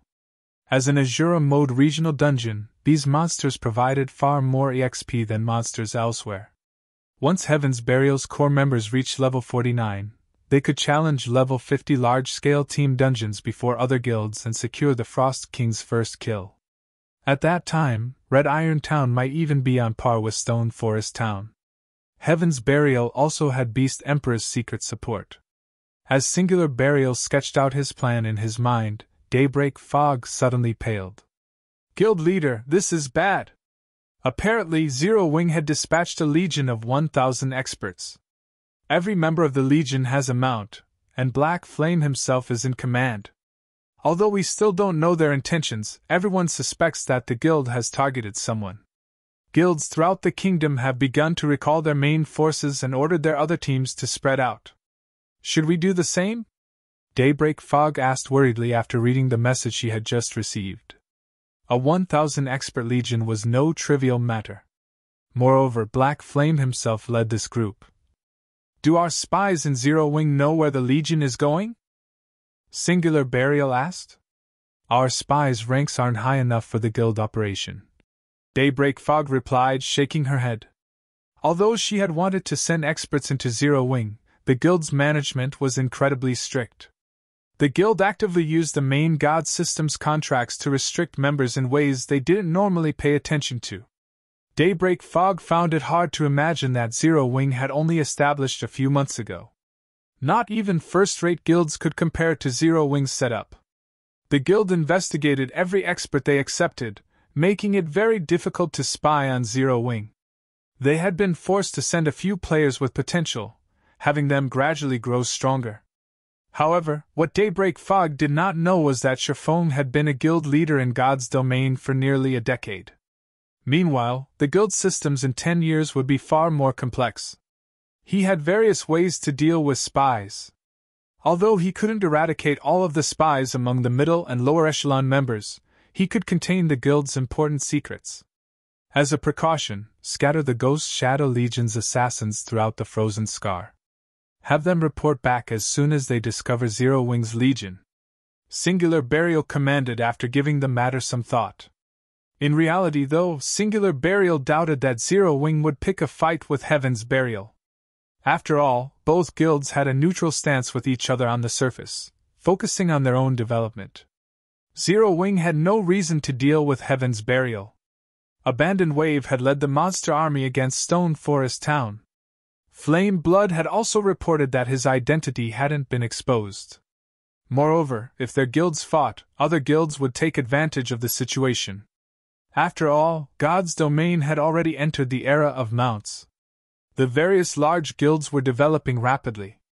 However, Singular Burial decided to be careful due to Shifeng's penchant for the unexpected.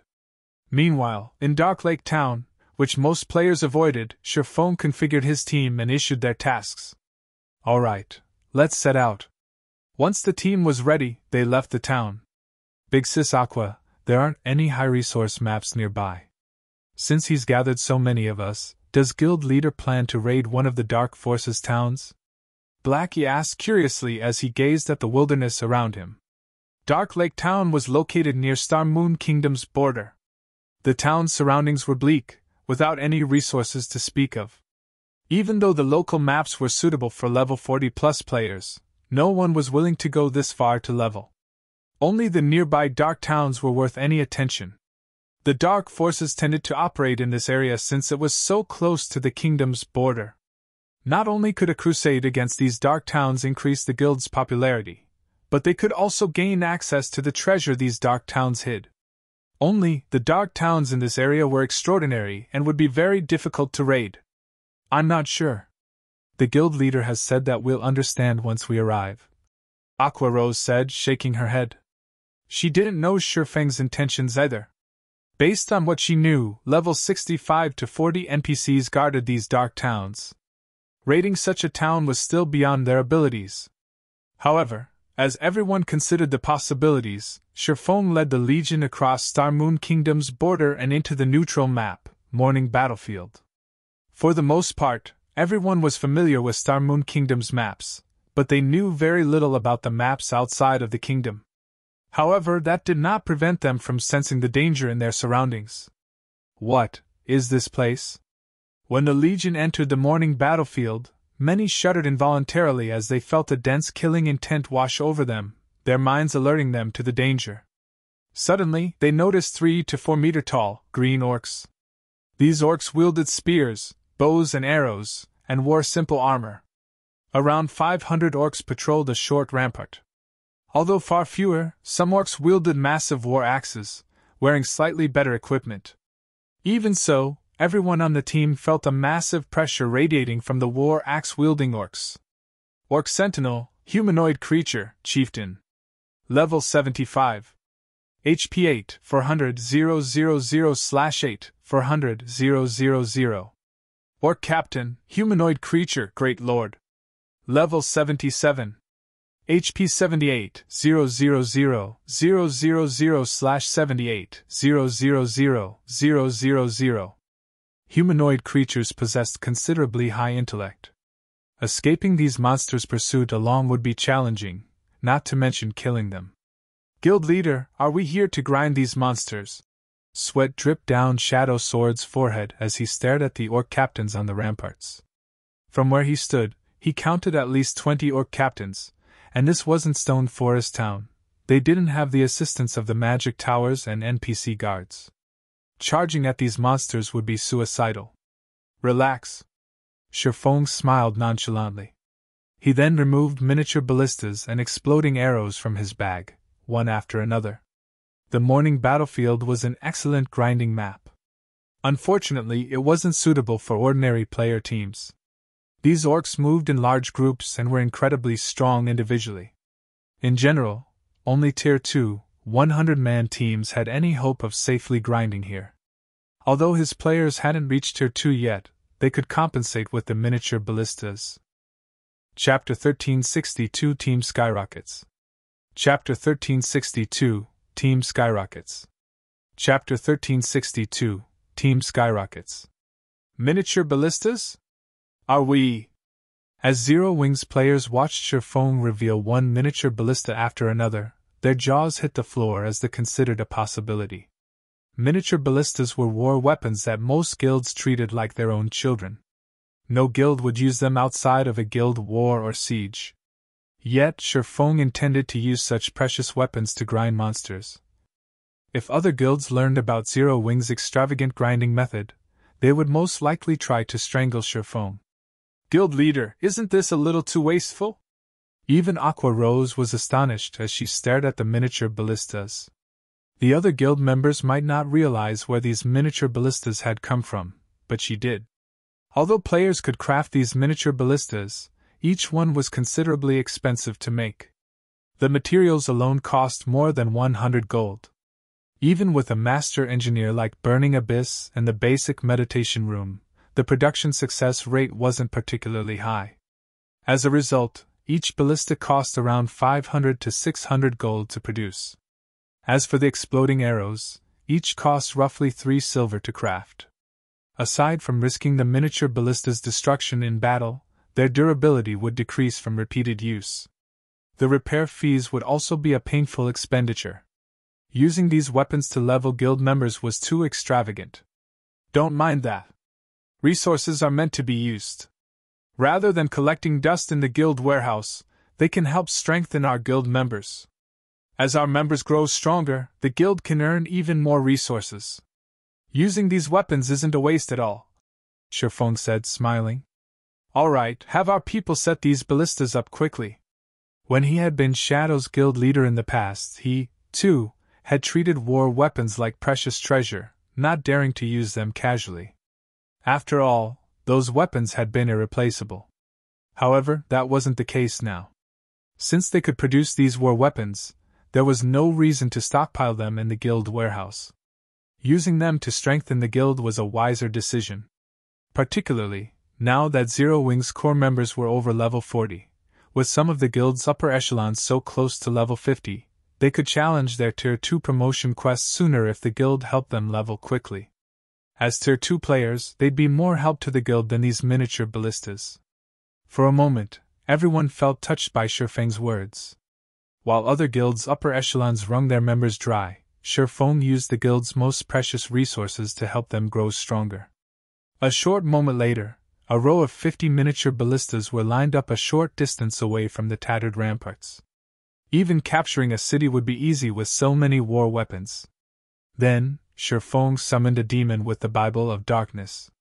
Now that Shifeng had been promoted to a Tier 2 sword master, he could summon a Tier 3 demon without the assistance of items or skills. He no longer needed to force the demon into becoming a mindless puppet either. After the massive demon gate appeared, an 8-meter-tall demon emerged. 2 crimson horns grew from its forehead, and it carried a spear covered in emerald fire. Purgatory Demon, Dark Creature Demon. Level 64.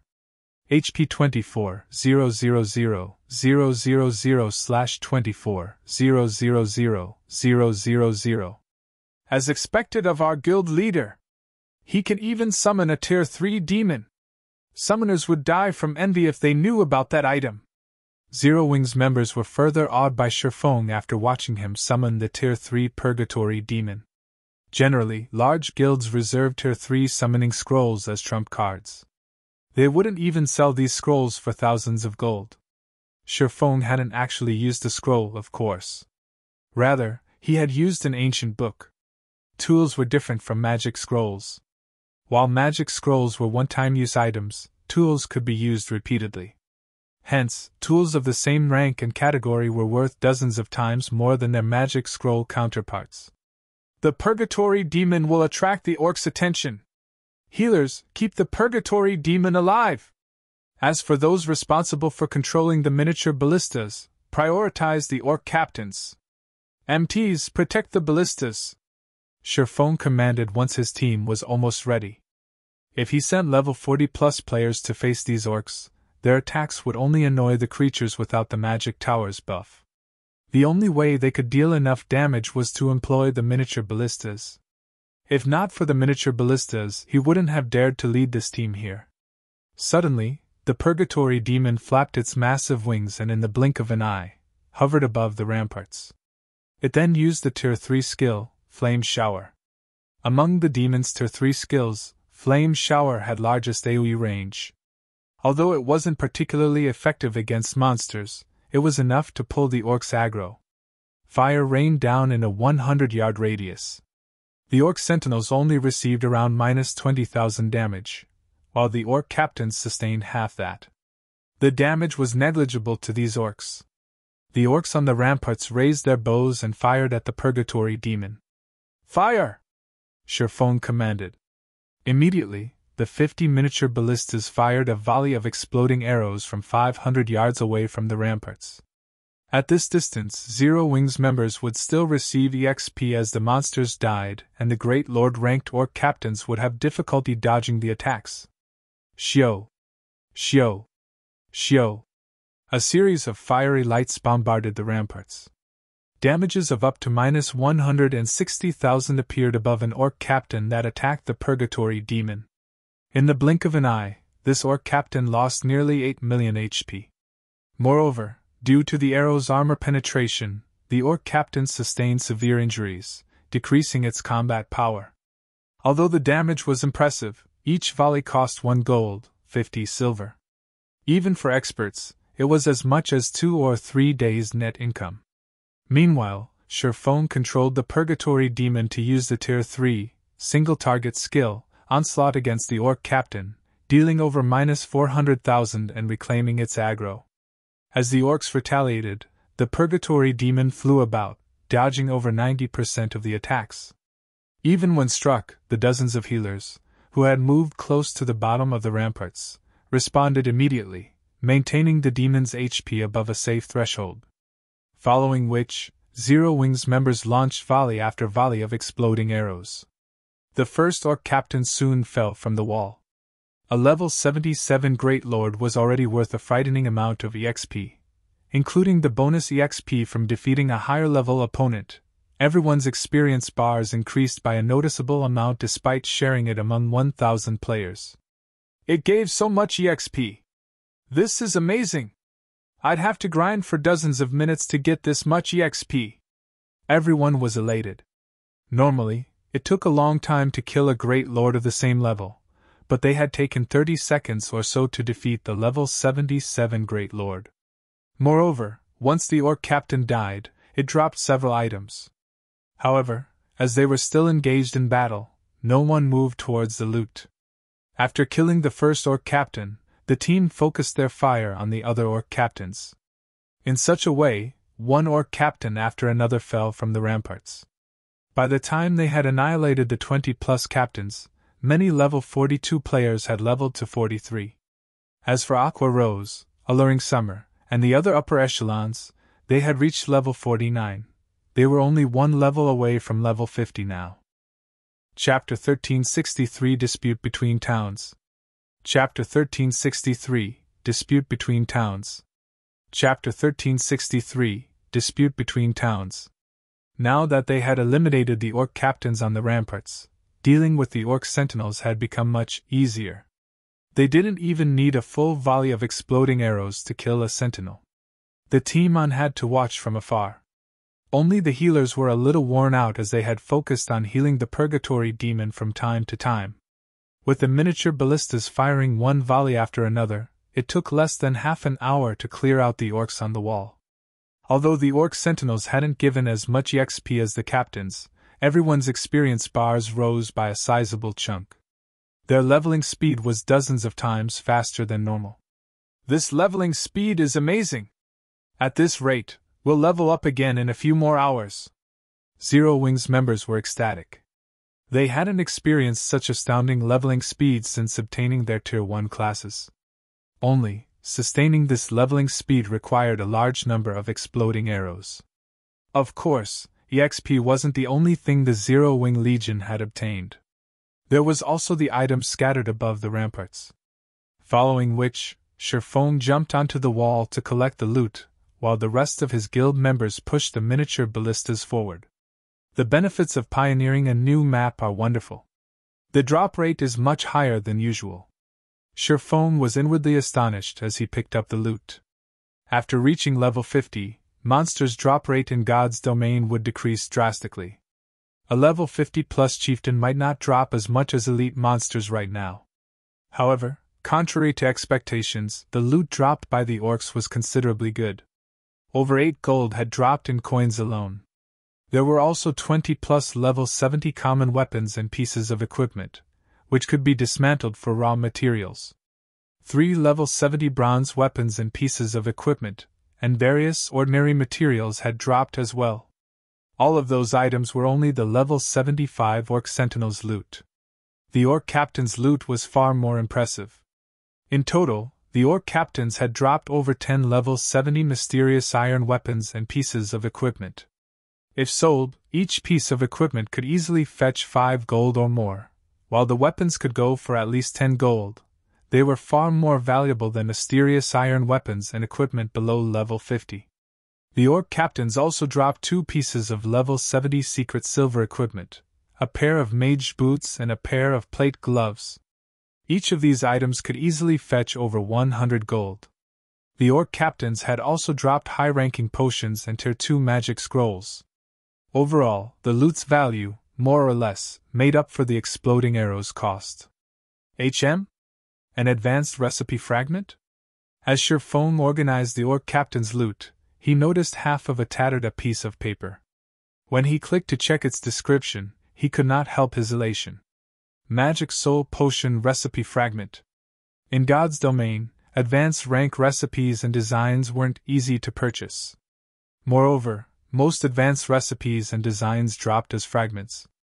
Players rarely found complete recipes and designs. On the market, advanced recipes and designs generally sold for a minimum of 500 gold, though this was only in the case of ordinary recipes and designs. Players couldn't even buy valuable ones with coins, and people generally wanted items of equal value.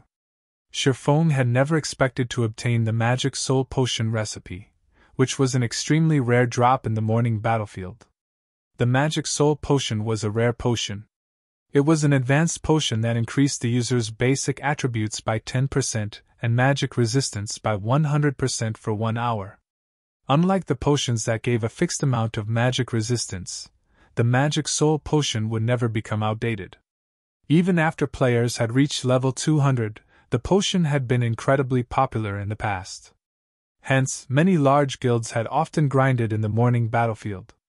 Unfortunately, the recipe's drop rate was abysmal. In the end, very few guilds had obtained the complete recipe.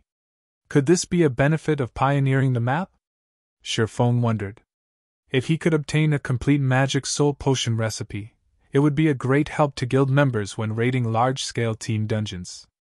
Moreover, they wouldn't need to prepare as much to raid the Frost King with the magic soul potion. They could start raiding the boss once the team's basic attributes met the requirements. Guild leader, has something good dropped? Aqua Rose asked when she saw Shifeng's smile. It's certainly not bad. Shifeng then shared the loot information in the team chat. When the Legion members saw the list, they couldn't help but gasp. We killed all those great lords and chieftains, yet we got so few items in return? Guild leader, why don't we go somewhere else? We'll only lose money if we stay here. Blackie and the others suggested. If they continued at this rate, although their levels might increase very quickly, the guild would suffer for it. While it is true that we're not compensating for our losses, if we can gather 4 more magic soul potion recipe fragments, we'll earn back everything we've lost and more. Shifeng said, chuckling nonchalantly.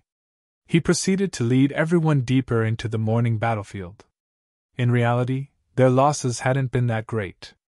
After all, he also had the soul orb, which allowed him to absorb souls from great lord rank monsters and above. He could turn every 30 souls he absorbed into a soul crystal. He had obtained one from their first slaughter, lessening their losses considerably. Hearing Shifeng's words, the Legion regained its motivation as they silently swore to complete the magic soul potion recipe. As the team ventured farther into the morning battlefield, they encountered far more orcs. Their strength continued to increase as well. Unlike the first orc army, which had only consisted of great lords and chieftains, the following armies included lords and high lords as well. Fortunately, Shifeng could summon an additional Tier 3 demon after 3 hours. This time, he had called forth a magical class demon. With 1 melee and 1 magical class demon, the demons could barely weather the orc army's attacks, buying Zero Wings members enough time to kill the high-tiered bosses. After grinding for nearly 9 hours, Shifeng and the others finally left the morning battlefield's outer region, reaching the inner area. Throughout their expedition, the previously level 42 and 43 players had gained 1 or more levels. Now, most of the Legion's members were level 45. If they chose, they could monopolize all top 100 spots on Star Moon Kingdom's ranking list. Aqua Rose and the others who were level 49 hadn't gained any additional levels due to the massive amount of EXP they needed to cross the hurdle. Even so, they were not too far from level 50 either. As for the magic soul potions recipe fragments, due to Shifeng's continuous use of divine providence, the team had gathered 4 fragments by the time they reached the inner region. While the Legion explored the morning battlefield, Stone Forest Town's repairs had almost completed. The battle arena had resumed its normal operation, and more players than ever before had gathered in the town. The town's player population had already passed the 1 million threshold. Among these players, many were merchant players and adventurer teams originating from other kingdoms and empires. All of these players had come to attend the candlelight auction tomorrow, which would include Zero Wing's private houses and shops as the main attractions. Overall, Stone Forest Town's prospects were impressive. In fact, Phoenix Rain, Zero Wing's collaborator, had reaped a massive profit from the situation. Currently, all the virtual products in her virtual store sold like hotcakes. Among the products, the most popular were the furniture and fashion coats, made from wood and cloth in God's domain. Meanwhile, Red Iron Town had also attracted a lot of attention in Star Moon Kingdom. Red Iron Town was home to the first player-operated auction house in Star Moon Kingdom. The town's popularity among NPCs had risen considerably due to its auction house, so much so that Red Iron Town had been promoted to intermediate rank. Now, Heaven's Burial even surpassed the Star Alliance. Moreover, Heaven's Burial had recently announced that it would hold an auction for Red Iron Town's private houses and shops at the same time as the candlelight auction. Almost everyone on Star Moon Kingdom's official forums discussed the situation. Which town would they decide to develop in? After all, both towns had advantages. With Red Iron Town's rise to glory, many players who had been interested in Stone Forest Town's houses and shops began to hesitate. At this time, Melancholic Smile contacted Shifeng and asked, "Guild leader, should we hold the auction earlier than planned? If we hold it at the same time as Heaven's Burial, it'll be difficult to encourage high bids." Interesting. So, they've already started working with Beast Emperor? When Shifeng saw Red Iron Town's auction house, he instantly understood what was happening. After all, the auction house design wasn't easy to obtain. Shifeng could not help but laugh at the situation as he said, "Fine. Since they want a competition, let's give it to them." Chapter 1364 The Price of Playing with Fire. Chapter 1364 The Price of Playing with Fire. Chapter 1364 The Price of Playing with Fire. Guild leader, you intend to compete against them? Melancholic Smile was startled when she heard Shifeng's words. Before this, Red Iron Town had become quite popular among the kingdom's players due to its strategic location and its connection to Evernight City. Once Heaven's Burial opened the Red Iron Mine to the public, it had attracted even more players and adventurer teams. Now, the town also had an auction house, allowing players to sell their items there while paying a cheaper processing fee than in the auction houses in NPC cities. Furthermore, the town had received its promotion to intermediate rank, able to accommodate even more players. If they truly wanted to compete with Red Iron Town, they'd have to lower their asking prices for Stone Forest Town's private houses and shops. The other Zero-Wing upper echelons might not know the guild's top secrets and current financial state, but Melancholic Smile, who managed a large portion of Zero-Wing's affairs and transactions, did. Right now, Zero-Wing urgently needed 35,000 gold to cover the additional expenses incurred while constructing the guild's new city. Without the reimbursement fee, the city's construction would halt. Moreover, the longer they delayed paying off this debt, the higher the fee would become. This was the true reason for auctioning off Stone Forest Town's private houses and shops. Now that Stone Forest Town had lost its advantages over Red Iron Town, competing with Heaven's Burial wasn't wise. Since Heaven's Burial wants to play, as Star Moon Kingdom's #1 guild, Zero-Wing cannot back down, Shifeng declared, laughing. However, since they want to play, let's raise the stakes. Announce to the public that any player or adventurer team that purchases a private house or shop from Heaven's Burial will be banned from all of Zero-Wing's towns and cities. Guild leader! Isn't that going a little too far? Shifeng's words shocked Melancholic Smile. Such a declaration was tantamount to declaring war against Heaven's Burial. Now that Stone Forest Town didn't have a clear advantage, such a move was far too risky. Relax. Just announce it. I'll have someone bring you the recipe for the magic soul potion soon.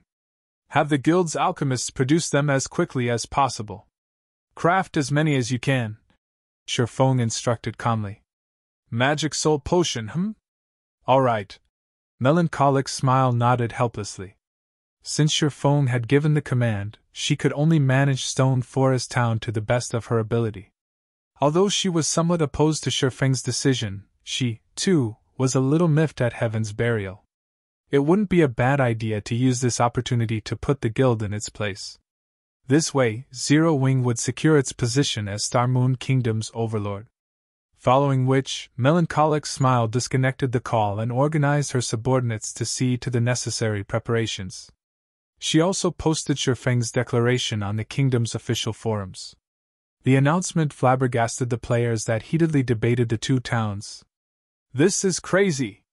Zero-Wing has lost its mind! Heaven's Burial is merely provoking the guild! Does Zero-Wing need to take things this far? All hail Zero-Wing! This is what you get for provoking Star Moon Kingdom's #1 guild for no reason. Heaven's Burial's upper echelons will cry with regret. I agree. When Heaven's Burial's upper echelons see this message, they'll regret their provocation. Of all the things they could do, they had to steal traffic from Stone Forest Town. Not only will they fail, but they might have spelled doom for their town. This is going to be interesting. I wonder which of them will survive in the end? Shortly after Melancholic Smile created her post, it had been upvoted to the top of the forums. Ordinary players were more than happy to watch such an interesting development. After all, either the guild town's private houses nor the shops had anything to do with them. The various adventurer teams and merchant players, however, had a different reaction to the news. This was especially true for the various adventurer teams that had already garrisoned in Red Iron Town. When they saw the post, they turned deathly pale. Zero Wing is insane! Why are they being so desperate? Although they had already set up in Red Iron Town, they still visited Stone Forest Town's battle arena to train and improve their combat techniques. Moreover, if they obtained the championship in the battle arena's tournament, they'd have the opportunity to learn a secret technique. But Zero Wing's announcement had destroyed their chances. After all, even large guilds' core members had a very low chance of learning a secret technique, much less adventurer teams' independent players. They would also lose the opportunity to purchase the items from the town's wandering merchant NPCs. The various adventurer teams that had garrisoned in Red Iron Town began to resent Heaven's Burial. Of all the things the guild could do, it had to play with fire and provoke Zero Wing. Now, their adventurer teams had been caught in the crossfire. 5 short minutes after Melancholic's smile announced Zero Wing's intentions, over a dozen well-known adventurer teams in Red Iron Town declared their intent to withdraw. The merchant players who had considered purchasing shops in the town had begun to hesitate as well. Although Red Iron Town was prosperous, it was no match for Stone Forest Town. Most importantly, Stone Forest Town had the money-making machine, the battle arena. With the battle arena, the town attracted countless experts. The top adventurer teams in Red Iron Town also began to panic. Zero Wing! Do you really think we need your battle arena to improve? Zero Wing thinks too highly of itself. Such tactics are only useful against well-known adventurer teams. Although the post had somewhat shaken the 3 top adventurer teams, they were still confident of their own strength. Even without the battle arena, they could find areas to train their combat standards. Moreover, they were confident that with their assistance, Heaven's Burial could nurture Red Iron Town to surpass Stone Forest Town. Meanwhile, in the morning battlefield, Aqua Rose, Alluring Smile, Blackie, and the other upper echelons had reached level 50 while Shifeng had conversed with Melancholic Smile. Wonderful! I've finally reached level 50! Blackie laughed when he saw the golden glow envelop his body. I can finally challenge my Tier 2 promotion quest!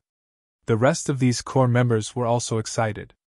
Currently, every expert's goal was to obtain their Tier 2 class. This was especially true for Aqua Rose and Zero Wing's other upper echelons, as they knew Shifeng had already completed his. They had also witnessed Shifeng's battle against Evil Fire, so they were fully aware of how powerful a Tier 2 class was. It was on a completely different level from a Tier 1 class. Since you've reached level 50, you can go and challenge your Tier 2 promotion quests now. When Shifeng saw that Aqua Rose and some others had reached level 50, he took a fist-sized stone tablet from his bag. It was none other than the Sea God's legacy, which Shifeng had obtained in the Sea Dragon's secret land. Smiling, he said, I have a special legacy.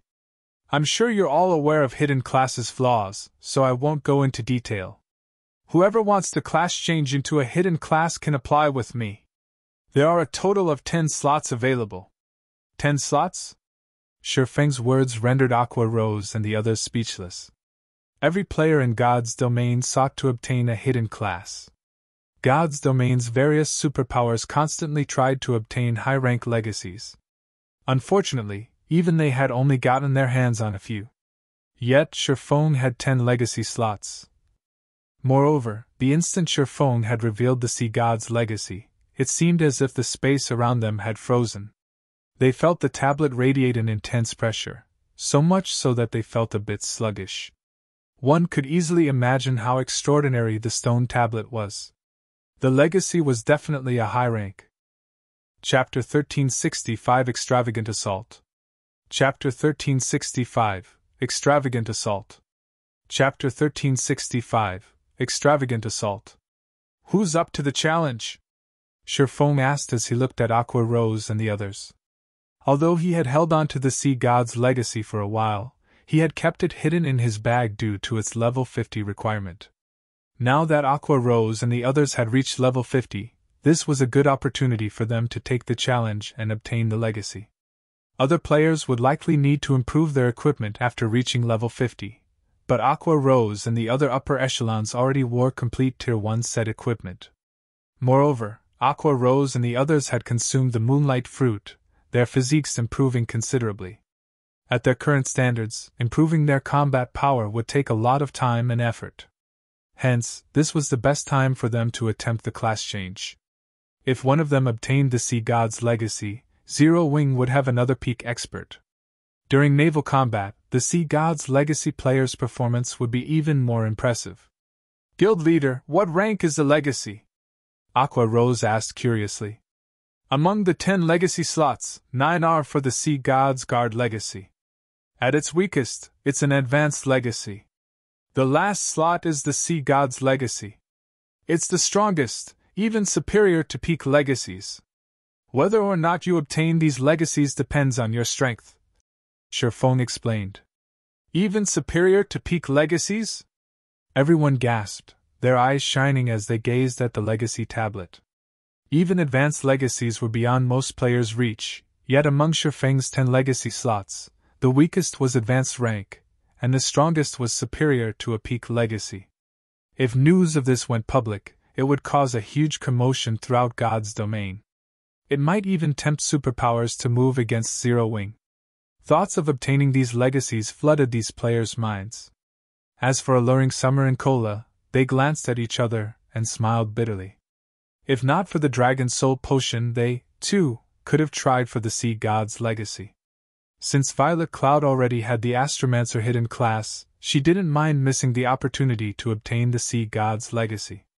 Following which, Sherfong sent Aqua Rose and the others, who were up to the challenge, into the legacy space. As for Violet Cloud, Alluring Summer, and Cola, Sherfong gave them the Magic Soul Potion recipe and sent them back to White River City for their promotion and class change quests, respectively. Once Aqua Rose and the others completed their class change, Sherfong intended to claim the Manatite Mine in the Sea of Death, solving Zero Wing's magic crystal problem. The crystals from the Stoneclaw Mountains, the Battle Arena, and Team Dungeons simply weren't enough for the guild's expenditures. He also had the Ring of Gospel, which he needed to give a frightening number of magic crystals each week. Sherfong had considered securing the Manatite Mine earlier, but the island it was on was too dangerous. Current players simply couldn't contend with the monsters there. Hence, he had put the matter on hold. However, if Aqua Rose and the others obtained the Sea God's legacies, they could claim the mine. Only the various superpowers had qualified to hold the Manatite Mine in the past. If Zero Wing had their own, it would boost the guild's development by leaps and bounds. Quickly, Sherfong suppressed the excitement in his heart. Completing the Ancient Orc Empire quest was his current priority. It was the reason he had led this legion to the morning battlefield. Following which, Sherfong led Zero Wing's members and cleared out the Orc armies in their path, slowly advancing towards the Ancient Orc Empire's capital. Once in the morning battlefields in a region, the legion encountered far more stronger orcs. On average, these orcs were above level 80. If not for the miniature ballistas, they wouldn't have been able to continue. After another 3 hours or so grinding, Sherfong and the others finally reached the ancient city's ruins. As the capital of an empire that had once shaken the God's Domain continent, one could still feel the city's might even after the corrosion of time. The city walls alone were 50 meters tall, and the main gates depicted over a dozen massive, divine figures. Numerous high-rank buildings filled the city. Among them, the most awe-inspiring was the ancient Orc Empire's palace. It loomed like a massive mountain, and one could easily overlook the entire capital from the top of the palace. Despite having fallen to ruin, the capital's mana was far denser than elsewhere. Even from outside, Zero Wing's players could feel it. However, compared to those factors, the number of orcs inside the city was shocking. The legion was stupefied. The ancient city should have been lost to history, yet Zero Wing's members felt as if they had just walked into a current orc city. Orcs constantly passed through the city's main gates, and those that entered the city seemed like well-trained soldiers. Their auras and levels were far superior to the orcs the legion had encountered on the way here. Even the lowest leveled orc was level 80. Chieftain-ranked orcs were everywhere as well. From time to time, these players also spotted level 85 Grand Lords leading squads as they patrolled the walls. Their eyes shone with wisdom. "Guild leader, you don't intend to attack this city, right?" Zero Wing's members gulped as they stared at the ancient city before them. They were the elite among Zero Wing's elites, and even the weakest among them could reach the Trial Tower's 5th floor. They were quite confident in capturing a dark town with 50 miniature ballistas, but as they stared at the scene before them, they couldn't help but panic. They could already see tens of thousands of orcs, including at least 20 level 85 Grand Lords and more than 200 Great Lords. There was doubt that more orcs lay beyond the city walls. This wasn't a place for current players. Moreover, orcs weren't like wild beasts. These monsters possessed a certain degree of intellect. If they attacked even one of these orcs, they might aggro every orc in sight. Even with 2 level 64, Tier 3 demons on their side, they had little hope against these powerful orcs. Why are so many monsters here? Shurfong, who stood at the foot of a mountain, was similarly stunned as he stared at the imperial capital before him. Is this because of the quest? When he had come here in the past, only a few orc tribes had lived in the area. Now, however, the ancient city had a large orc population. But after giving the matter some thought, Shurfong found the situation reasonable. After all, this was an SSS rank commission. The system wouldn't make it easy to obtain the disintegration axe. Otherwise, Star Moon Kingdom wouldn't have failed all 3 of the freebie SSS rank commissions. We won't be able to force our way through the front gates. We'll have to lure the orcs out. Glancing around the ancient city, Shurfong discarded his plan of a direct assault. Unless he had a team of 3,000 level 80 elite players and a large stock war weapons, clearing out the orcs on the city walls would be impossible. With their current combatants, they had no chance of defeating these orcs. However, after going through great lengths to reach the city, Shurfong refused to give up without a fight. Lure the orcs?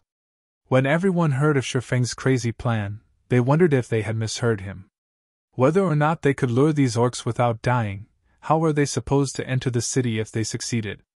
However, Shurfong didn't offer an explanation as he began to distribute tasks. The imperial capital had 4 entrances, all of which were heavily guarded. Forcing their way in would be suicidal. Even the Tier 3 demons would die instantly in a head-on charge. After all, the level gap was too massive. There were also so many high-tiered monsters defending the entrances. If they wanted to lure these orcs out of the city, they had to use the miniature ballistas.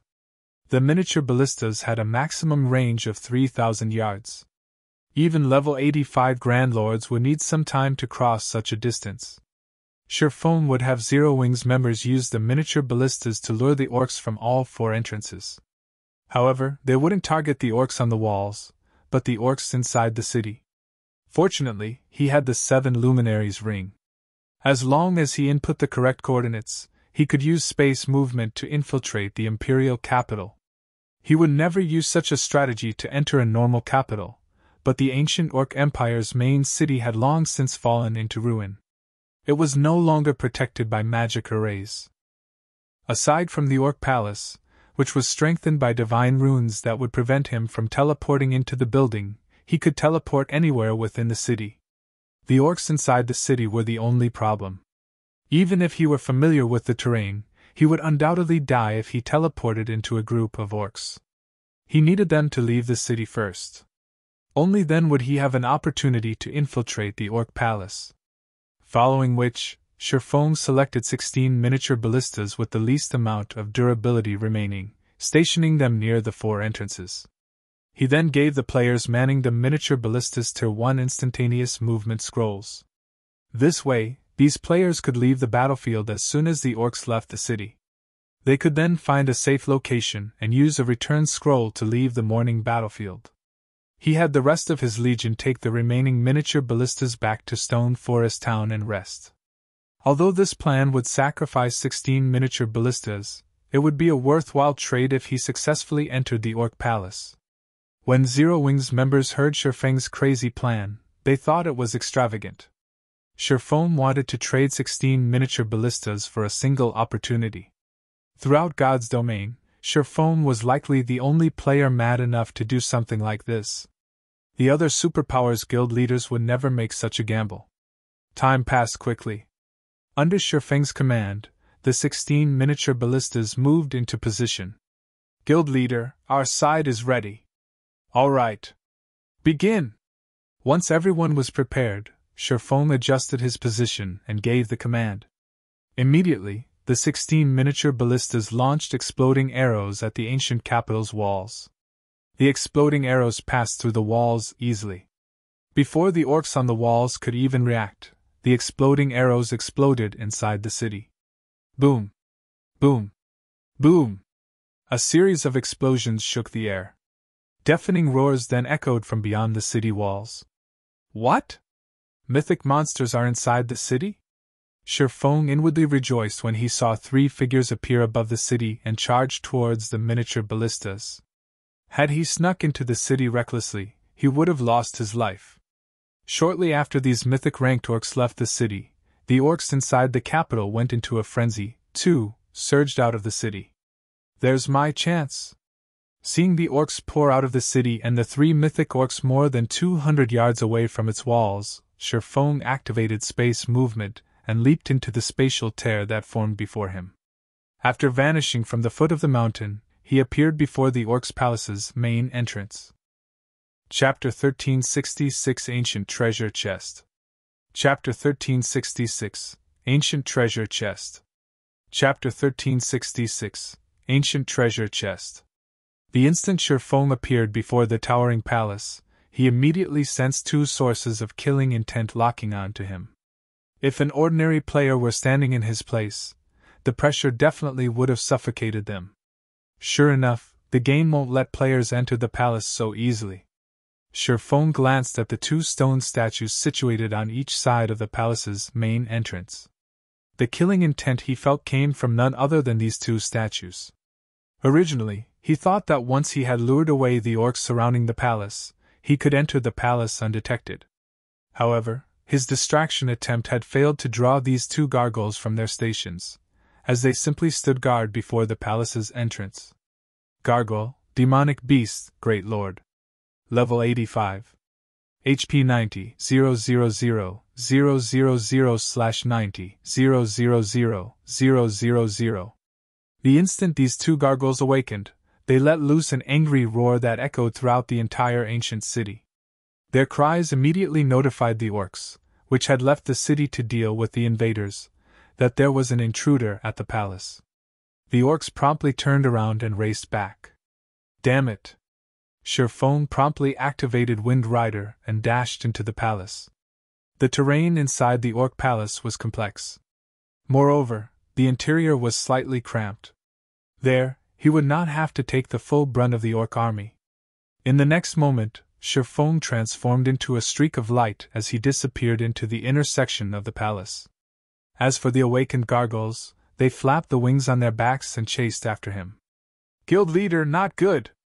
The 3 mythic ranked orcs returned to the city right away after destroying the miniature ballistas. A Zero-Wing member, who was hiding at the foot of a mountain, reported hurriedly in the team chat when he saw the mythic orcs flying back to the city. Already? Sherfong frowned slightly. He then replied, I got it. You guys should leave this place now. Although the gargoyles were currently chasing after him, after he activated Wind Rider, he was much faster than they were. Moreover, now that he had entered the palace, with the interior of the palace akin to a maze, even if he couldn't throw the gargoyles off his trail, the gargoyles wouldn't be able to do anything to him within a short period. The only problem was the 3 mythic orcs. If they spotted him, he definitely wouldn't even have a chance to escape. He needed to locate the disintegration axe before those mythic orcs discovered him. If he failed in his attempt this time, the difficulty of his next attempt at entering the palace would no doubt be much higher. Fortunately, Sherfong was still relatively familiar with the palace's terrain. Without faltering, he rapidly wound closer and closer to the palace's underground treasury. Roar! As Sherfong neared the underground treasury, the 2 gargoyles grew enraged, continuously letting out one roar after another while also spitting out gray breaths. Everything that came in contact with this breath was immediately petrified. Players could not block this move, only dodge. When Wind Rider's duration was close to running out, Sherfong was still more than halfway to the underground treasury. Meanwhile, Like navigators, the two gargoyles constantly reported their exact locations to the orcs inside the city. If I don't get rid of these two gargoyles, those 3 mythic orcs will most likely find me in short order. A deep frown formed on Shifeng's face as he looked at the 2 gargoyles dogging his heels. He finally understood why nobody managed to complete this commission in the past. Anyone who wished to complete it needed sufficient combat power to capture the ancient city. However, doing so was easier said than done. Although he had managed to get into the palace using a trick, if he did not kill the 2 gargoyles chasing after him, it would be only a matter of time before he had to face off against the 3 mythic orcs. However, even if the 2 gargoyles simply stood still and did nothing, he wouldn't be able to kill either one of them due to their ridiculously high HPs. Just as Shifeng was trying to think of a way to deal with the gargoyles, he suddenly discovered a forked path ahead of him. Meanwhile, the 2 branches headed in opposite directions. A forked path? Shifeng's lips curled up slightly when he saw the fork ahead. Although killing the gargoyles was beyond him, throwing them off his trail would be sufficient to achieve his goal. As long as he could escape the gargoyles' perception range, the 2 great lords would no longer be able to locate him. Following which, Shifeng activated Phantom Kill. He and his doppelganger then split up, each of them taking one of the paths ahead. However, the path Shifeng himself chose did not lead to the palace's treasury but to the underground library. The gargoyles had long since locked on to Shifeng's presence, so they completely ignored the doppelganger as they continued in pursuit of the real body. Soon, the distance separating Shifeng and his doppelganger widened. 100 yards. 300 yards. 500 yards. When Wind Rider's duration ended and Shifeng landed back on the ground, the 2 gargoyles immediately moved to surround him. They then revealed sinister expressions as they stalked up to Shifeng step by step. 700 yards. This should be enough. Looking at the gargoyles that were already preparing to assault him, Shifeng silently guessed the distance between him and his doppelganger. In God's domain, different monsters had different perception ranges. According to statistics, setting aside those with very high intellect, monsters at the Great Lord rank generally had a maximum perception range of 500 to 600 yards, while mythic monsters was between 1,000 and 1,500 yards.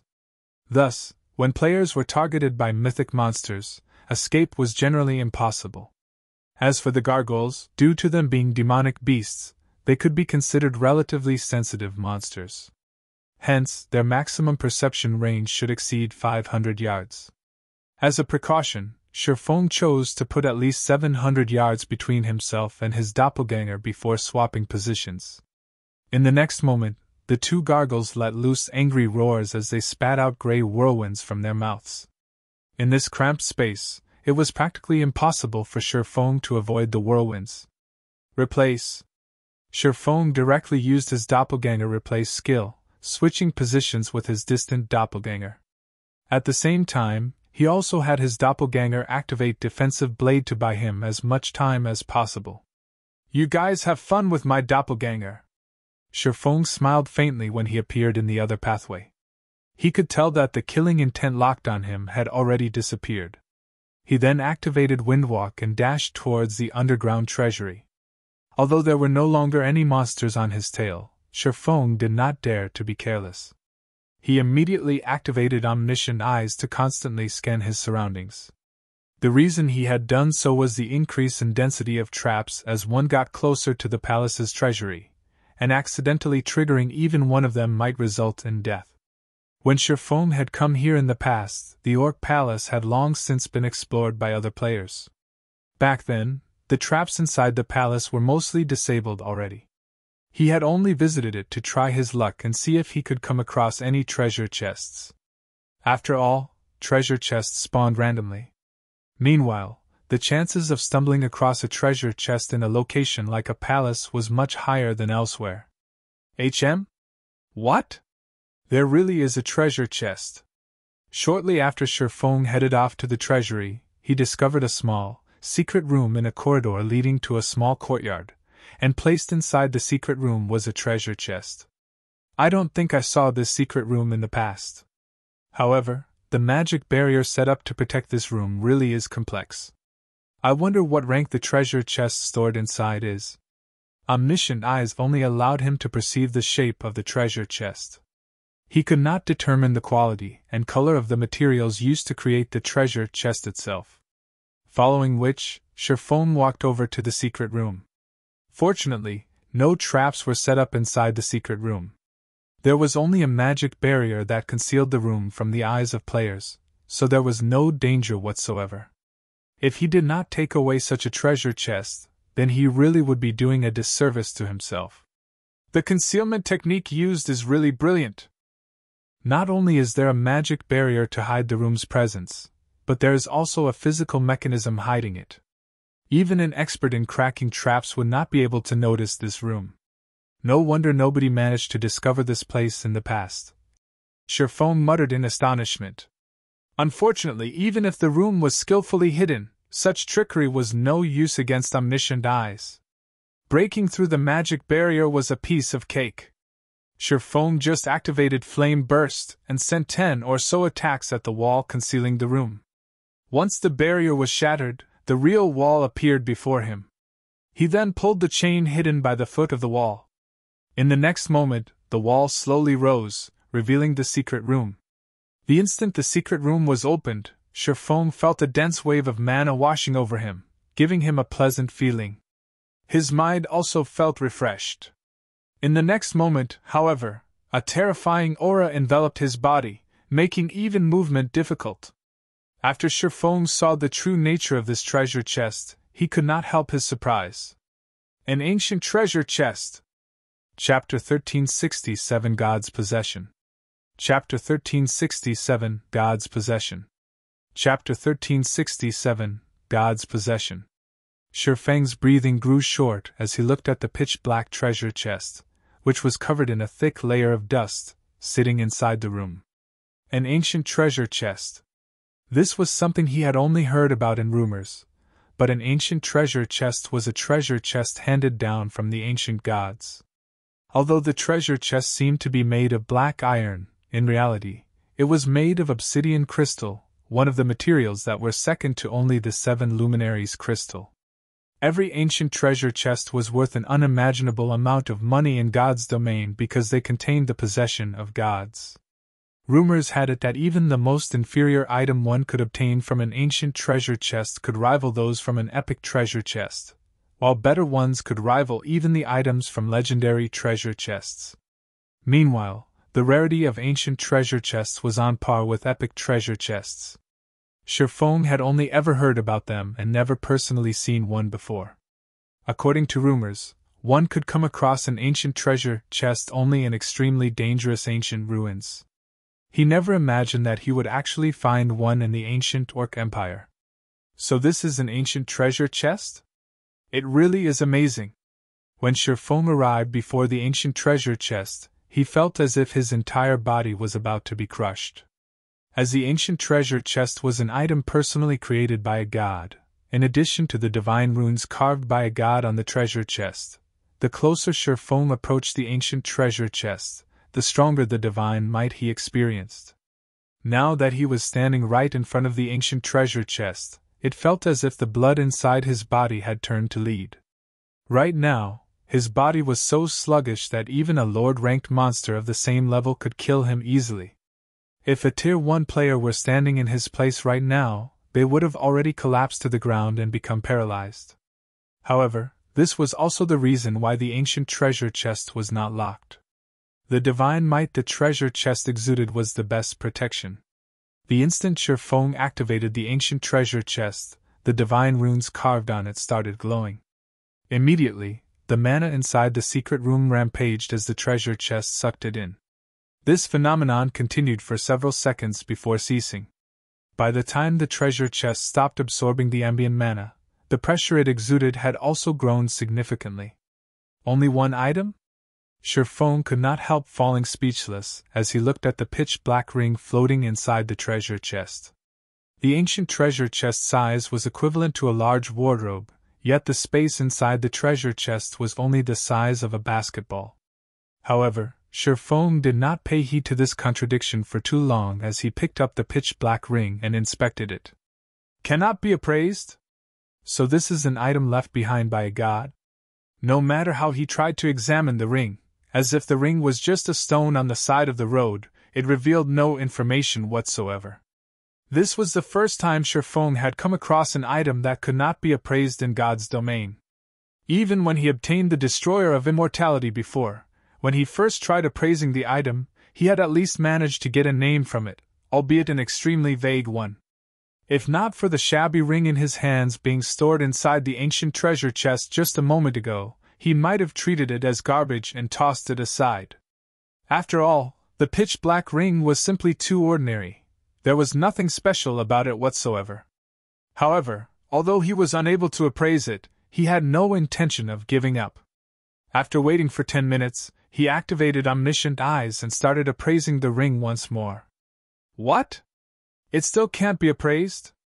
Just what is this ring? Shifeng could not help being surprised when he saw the system's response. Until now, Omniscient Eyes had never failed to appraise an item. Even someone as powerful as Charlene had praised the Omniscient Eyes before. Yet now, Omniscient Eyes was actually ineffective on the pitch-black ring. Meanwhile, there was only one possibility for Omniscient Eyes to give a response of cannot be appraised. And that was because Omniscient Eyes' appraisal rank was still insufficient. He required a stronger appraisal skill. Shifeng could only think of one appraisal skill that surpassed Omniscient Eyes, Eyes of Truth. This was something he had learned from Charlene.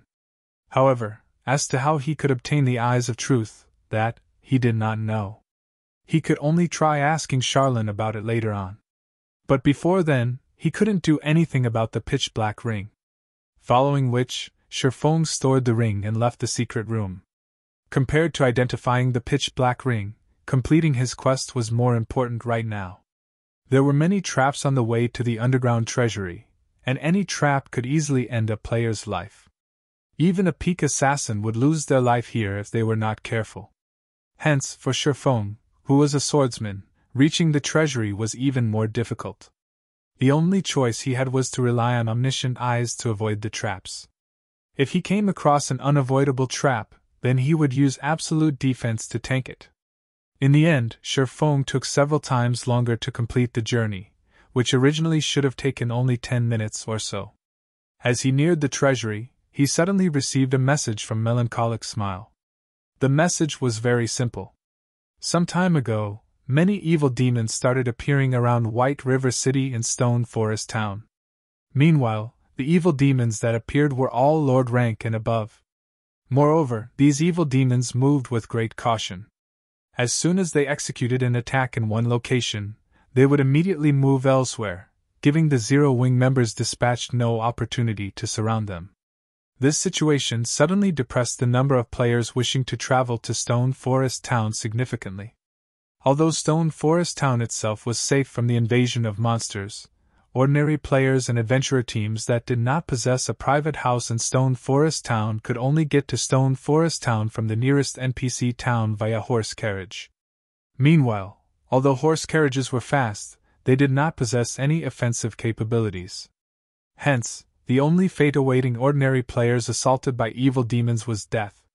With the journey to Stone Forest Town so dangerous, many players would naturally give up on going to Stone Forest Town. So Heaven's Burial is no longer even trying to hide that it's colluding with the evil god's temple? Shifeng's complexion darkened. This situation left him with no choice but to complete his quest quickly and return. Even ordinary experts would be no match for Lord-ranked evil demons.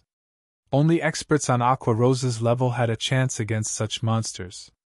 However, Aqua Rose and the others were currently challenging their class change quests and promotion quests, so there were no powerful experts stationed in Stone Forest Town right now.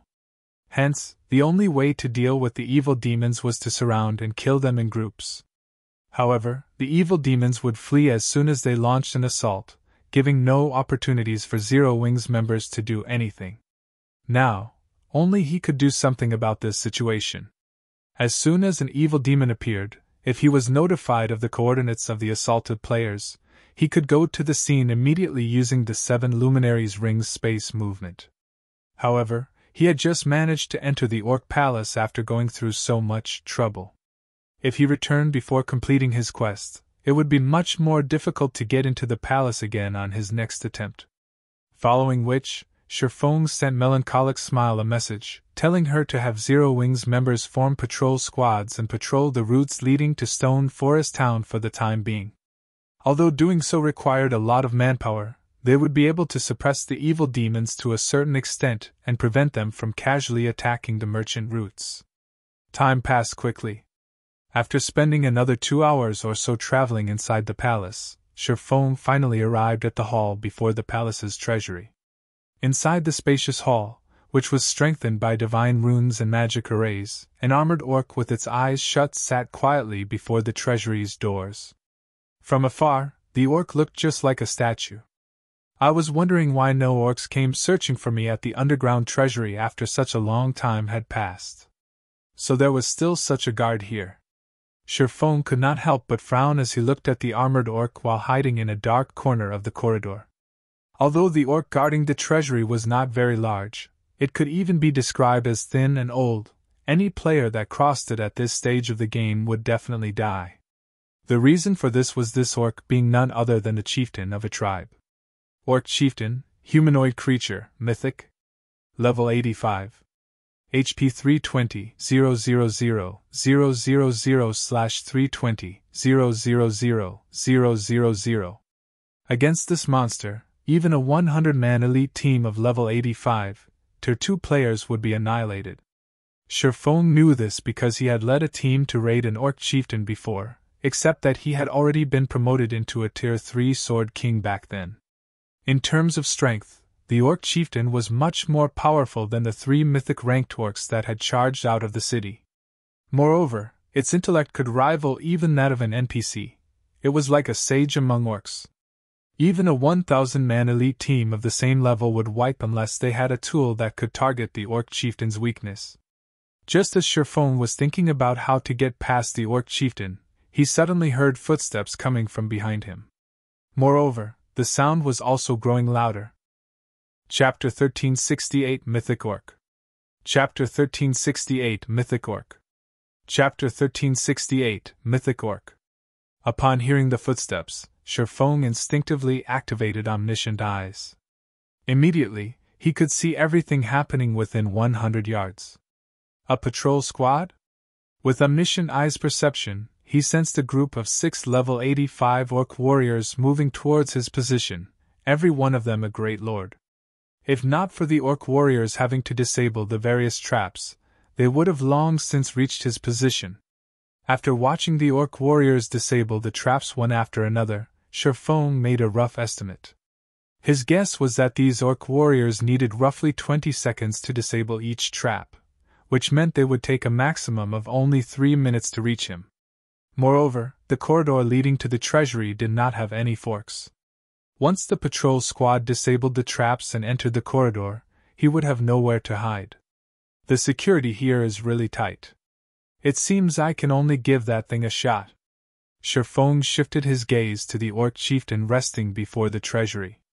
Now that his goal was already before him, there was no way he would simply retreat without doing anything. Besides, these orcs were highly intelligent. Who knew what sort of changes would occur on his next attempt at entering this place? Also, judging by the earlier sight of orcs continuously entering the city gates, he could tell that the number of orcs in the ancient city would most likely become even more frightening in the future. Following which, Shifeng took out a Summon Guard scroll from his bag and summoned Anna. He then took out the Bible of Darkness and summoned a Tier 3 demon. Although a level 64, Tier 3 demon was no different from a fly to a level 85, mythic ranked orc. Right now, every second counted. When he had visited the orc palace in his previous life, there had been no orc chieftain defending the treasury. However, there had been a magic barrier, and the toughness of this magic barrier could even rival the magic array protecting White River City. Even Tier 4 mythic monsters would be helpless against it. In order to enter it, players needed to use 1 mana stone to disable the barrier temporarily. While he had already prepared the mana stone required, disabling the magic barrier was time-consuming. To be precise, it took 30 seconds to disable the barrier. 30 seconds might not be a long time, but surviving against a level 85 Mythic Orc for 30 seconds would be an extremely challenging feat for Shifeng's current self to accomplish. After Anna appeared, she summoned 10 level 75 Rock Guardians and 1 level 75 Great Lord ranked Golden Giant. Although these summoned creatures were nothing in the face of the Orc Chieftain, they could buy him some time. Good! Let's begin! Shifeng commanded. Anna promptly controlled the Golden Giant to dash forward, the Great Lord making the ground shudder as it ran. Almost immediately, the Orc Chieftain, who was still over 200 yards away from the Golden Giant, discovered the Great Lord's presence. Upon opening its eyes, the Orc Chieftain gave the Golden Giant a look of contempt. In the next moment, a wave of crimson energy flooded out into the surroundings from the Orc Chieftain's body. The instant this energy wave enveloped the Golden Giant's movements turned sluggish, as if the Great Lord had just run into a muddy swamp. Even its basic attributes fell by 20%. Impossible! An orc has actually grasped a Tier 4 domain? Shifeng was shocked when he saw the crimson domain that had formed around the Orc Chieftain. Even Tier 4 NPCs would not necessarily possess a Tier 4 domain skill. Any monster or NPC that managed to grasp a Tier 4 domain would have their strength categorized as Tier 4 peak. Unless one had a sufficiently powerful magic array, defeating such monsters and NPCs was practically impossible for player teams below Tier 4. After all, not only could a domain suppress its user's enemies, but it could also strengthen its user. Unless one possessed a domain of their own to serve as a counter or had overwhelming power, they would definitely be killed. Although the Orc Chieftain's domain was not very powerful and had a range of only 200 yards, even a 1,000-man elite team would not be able to defeat it without the aid of an advanced magic array's suppression.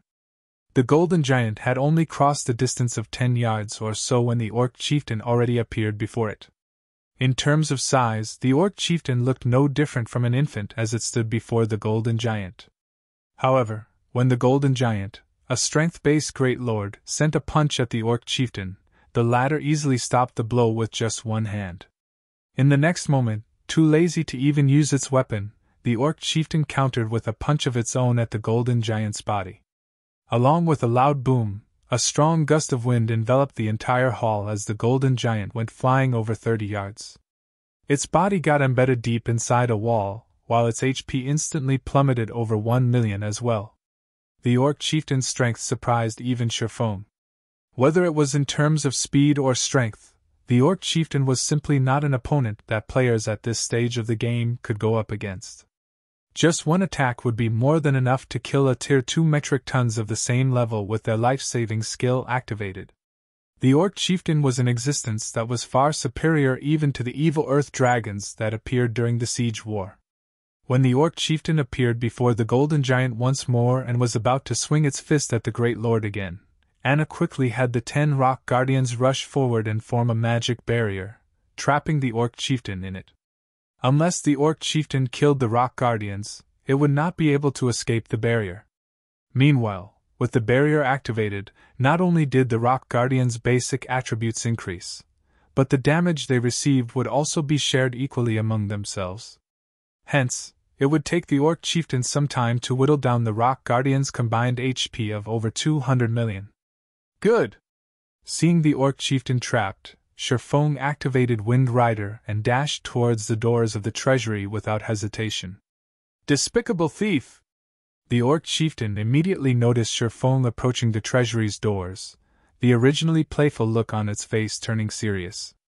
It then retrieved the great sword slung on its back and sent a fierce slash at the magic barrier. The Orc Chieftain's slash opened a crack in the magic barrier, nearly slicing the barrier in two. For a moment, Shifeng even thought that the magic barrier would fail to contain the Orc Chieftain. Fortunately, the Orc Chieftain's attack did not reach the magic barrier's shattering limit, and the barrier mended itself rapidly by absorbing a portion of the Rock Guardian's HPs. However, in the blink of an eye, each Rock Guardian lost over 100,000 HP. After seeing its first attack fail, the Orc Chieftain shifted its target from the magic barrier itself to one of the Rock Guardians. Scorching flames enveloping its great sword, the Orc Chieftain swung the weapon down on its new target. Immediately, Every one of the Lord-ranked Rock Guardians lost over 300,000 HP. Their destruction was only a matter of time. As for the Golden Giant, that was similarly trapped inside the magic barrier. Although it tried to interfere with the Orc Chieftain's attacks, the latter paid no attention to the Golden Giant whatsoever. The Orc Chieftain simply focused on attacking the Rock Guardians, chipping away at their HP.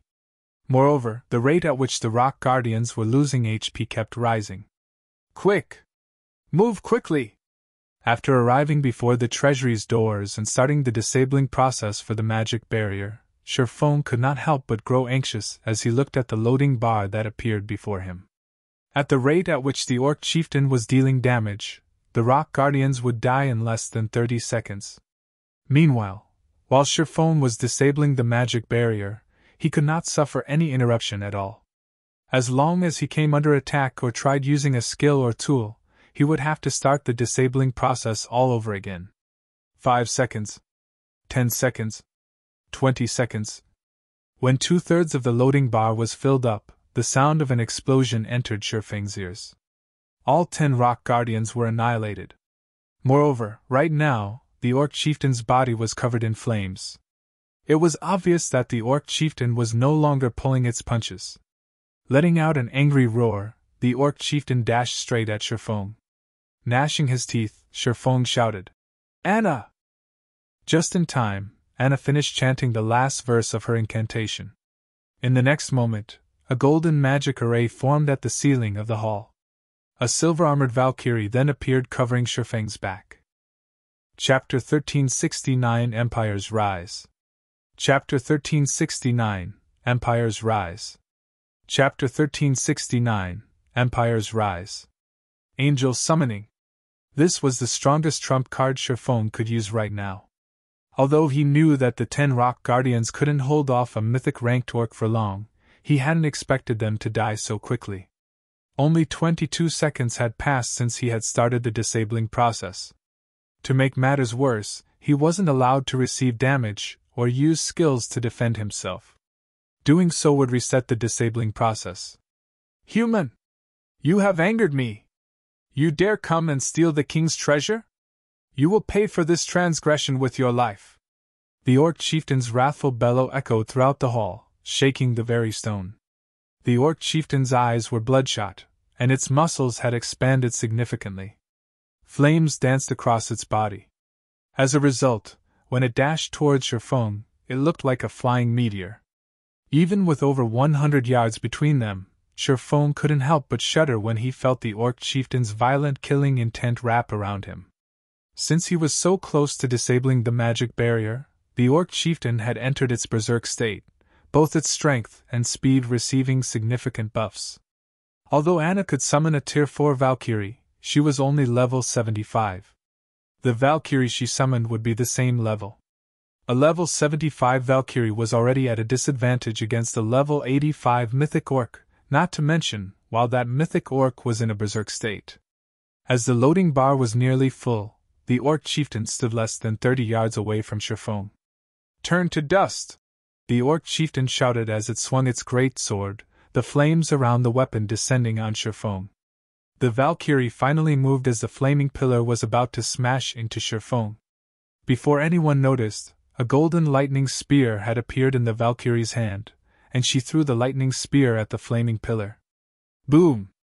As the lightning spear left the Valkyrie's hand, a thundering boom echoed throughout the hall. The instant the spear encountered the pillar of fire, the flames scattered as the lightning spear continued towards the Orc Chieftain.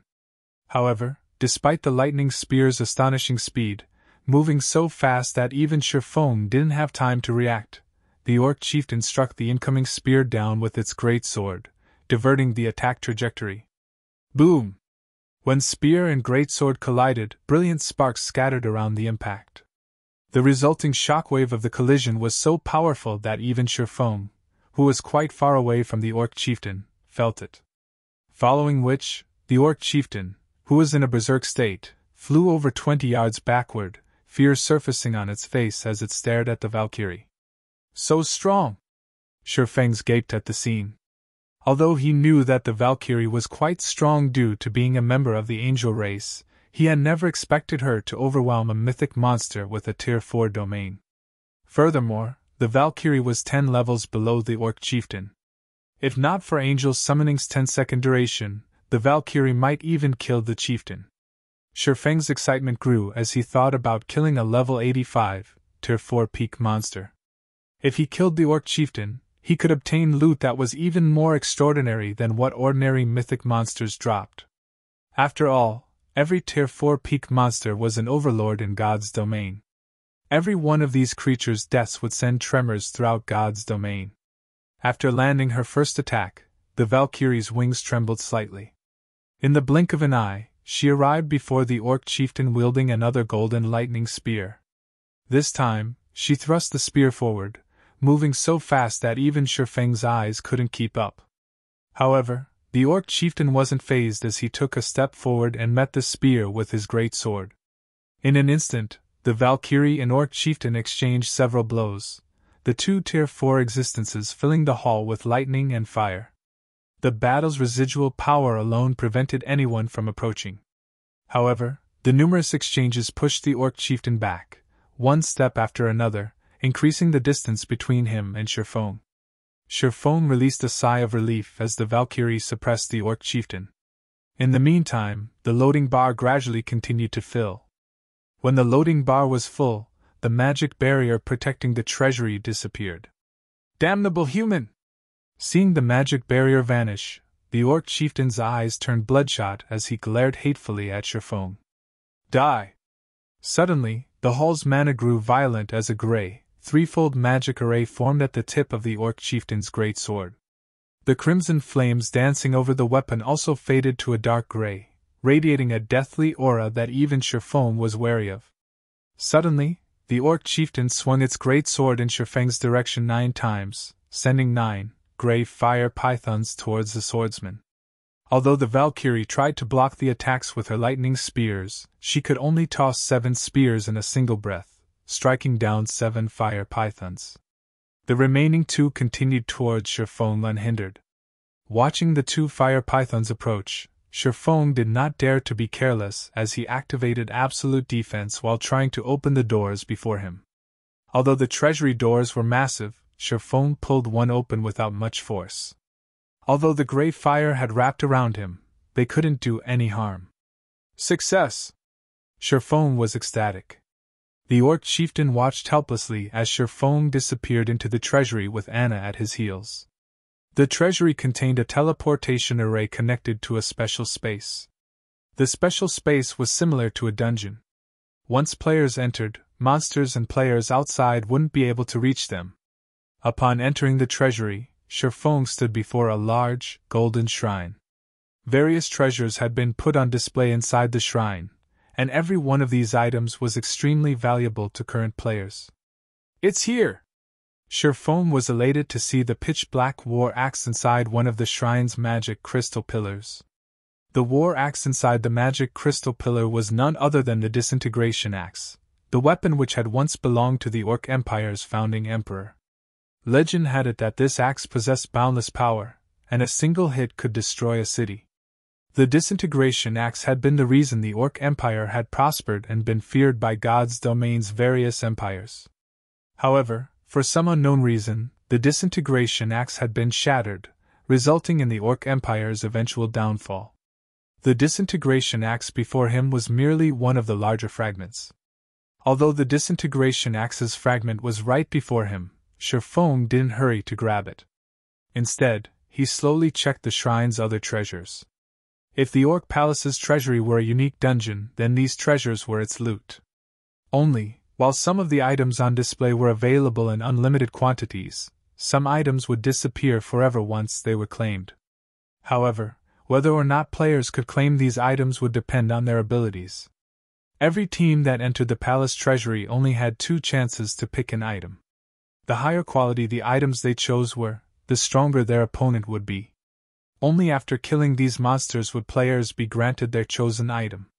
After the 2 attempts, players would have to wait 5 days before re-entering the treasury. Shifeng had long since familiarized himself with the monsters that could appear in the treasury, including their level of difficulty. Only, he wasn't sure if his quest would trigger any changes. After confirming the disintegration axe's location, the sound of a system notification reached his ears as he scanned through the nearby items. System announcement. A player has triggered the new expansion pack. Empire's Rise. The system will undergo an update. The estimated duration is 10 hours. Please prepare to log out. Chapter 1370 Weapon of Legends secured. Chapter 1370 Weapon of Legends secured. Chapter 1370 Weapon of Legends secured.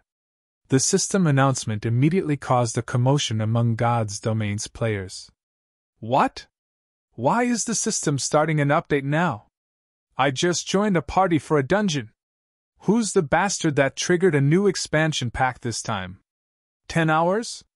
This update is so long. I wonder what will have changed the next time I log in. For a time, the players heatedly discussed the announcement. Everyone was interested to see what the new expansion pack would bring. This was especially true for the game's various major powers. After all, every new expansion pack represented a new opportunity. If they could take advantage of the new opportunity, they might secure certain benefits. The expansion pack. Demon God's Disturbance was one such example. This expansion pack had spawned dark cities in the various kingdoms and empires, giving many guilds an opportunity to rise to prominence. The ancient Orc Empire's rise has such a massive effect? Sherfone was slightly astonished as he read the system announcement. As far as he could remember, normal expansion packs hadn't triggered updates in the past. Only large-scale expansion packs would do so. Moreover, the Empire's Rise expansion pack had triggered a 10-hour-long system update. Such a lengthy system update could rival a system upgrade. But Sherfone didn't give it too much thought as he decided to log out and rest. No one would know the new expansion pack's contents until after the system update finished. It was currently 5 a.m. in the real world. As soon as Sherfone logged out of God's Domain and opened his eyes in the virtual gaming cabin, a series of messages and voicemails bombarded his screen. It seems that I have a lot to do since winning the friendly competition. Sherfone briefly glanced through the messages and voicemails. Liang Jing had sent the majority of these messages, while a small portion were invitations, inviting him, the Big Dipper Dojo's head instructor, to participate in various companies' and corporations' events. He hadn't been this popular before the White Tiger Dojo's competition.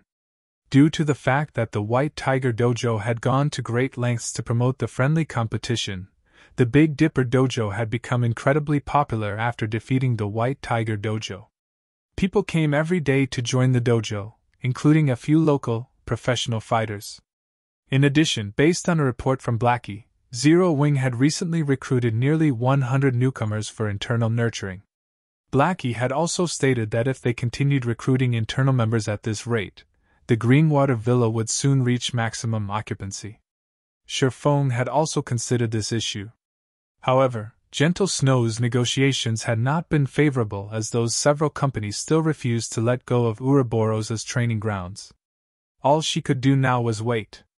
They would sell the training ground, sooner or later, since its upkeep was quite expensive, and they wouldn't be able to afford it for long. However, Sherfone had also considered constructing his own training ground since he had received a massive amount of funding from Phoenix Rain some time ago. He had only avoided this option thus far simply because it was so time-consuming. After going offline, Sherfone began his busy day. Not only did he need to train, but he also needed to instruct Blackie and the others. When Sherfone saw how cramped the Greenwater Villa was becoming, the need for his own training ground grew even stronger.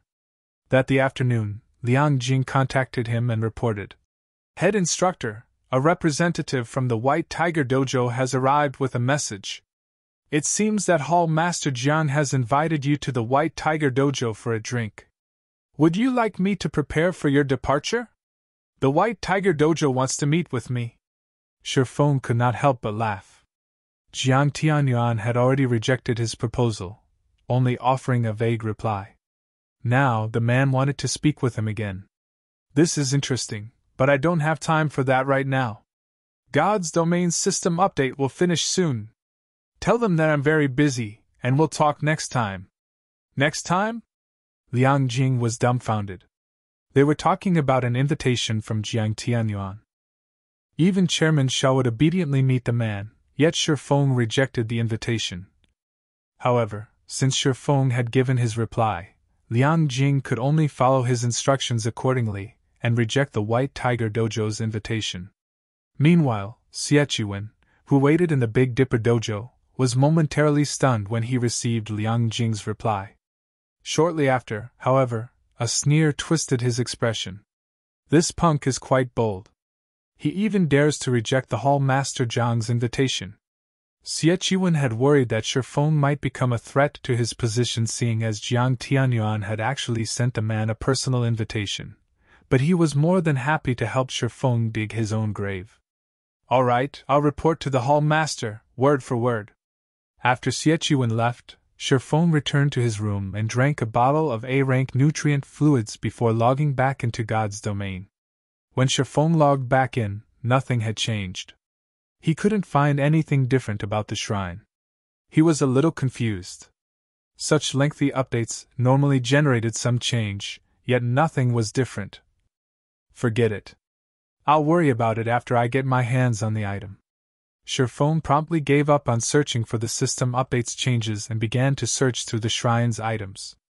He was very familiar with the monsters inside the Orc Palace's treasury. He knew this area's rules like the back of his hand.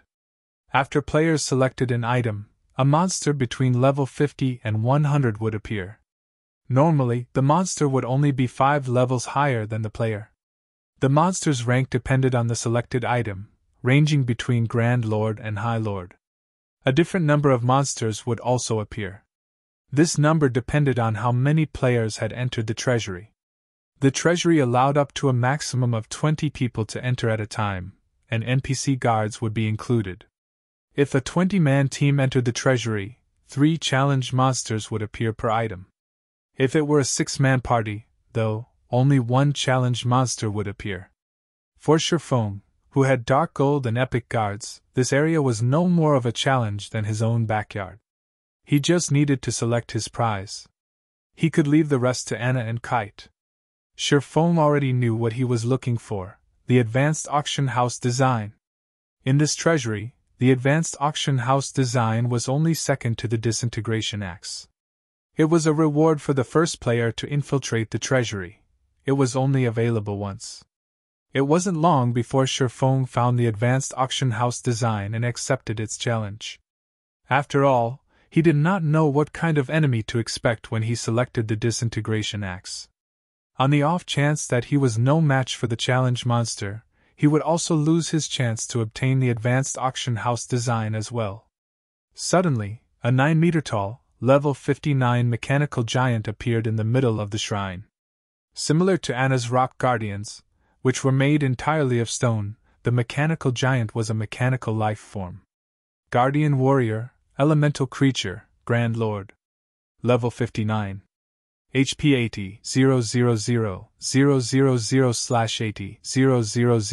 000 000. Shi Feng instantly had Anna summon a level 75 golden giant to tank the guardian warrior, while Kite and Anna attacked from the sides. While Shi Feng attacked the guardian warrior, he also paid attention to the golden giant's HP, healing it with life bloom whenever its HP fell to a critical low. Although the level 75 Great Lord ranked Golden Giant didn't have an overwhelming advantage against the level 59 Grand Lord ranked Guardian Warrior, it had no problems facing the Guardian Warrior on equal footing. In less than 15 minutes, the Guardian Warrior collapsed at Shi Feng's feet, allowing Shi Feng to obtain the advanced auction house design. With this trip hasn't been in vain. Shi Feng smiled at the advanced auction house design. Due to the advanced auction house, Ouroboros had been the envy of many superpowers in the past. The income of the advanced auction house alone had been a considerable portion of Ouroboros' total income. Moreover, this was only the result of constructing the advanced auction house in one of the guild's towns. If the advanced auction house occupied a superpower's main city, it could generate several times more wealth. After obtaining the advanced auction house design, Shi Feng had Kite and Anna retreat. He would decide whether or not to involve his personal guards in the fight after he saw the challenged monster. He then waited another 3 hours for the Bible of Darkness's demon summoning skill to finish its cooldown, only accepting the Disintegration Axe's challenge after summoning a level 64, Tier 3 demon. As soon as Shifeng chose to take the challenge, he heard the sound of a system notification. System, you have discovered the Disintegration Axe. Do you wish to collect the weapon? Confused, Shifeng chose to collect the weapon. Suddenly, an extra item appeared in his bag. It was none other than the Disintegration Axe, which had previously been inside the magic crystal pillar. I got it, just like that. After seeing the Disintegration Axe in his bag, he glanced around him, searching for monsters. He then heard another system notification. System, you have selected 2 items from the treasury. You will be teleported to the nearest NPC city in 3 seconds. Before Shifeng could even inspect the Disintegration Axe's attributes, his body transformed into a streak of light as he vanished from the treasury. You're tuning into the Phoenix Knights YouTube channel. Don't forget to subscribe and join us on this journey to catch the most captivating stories.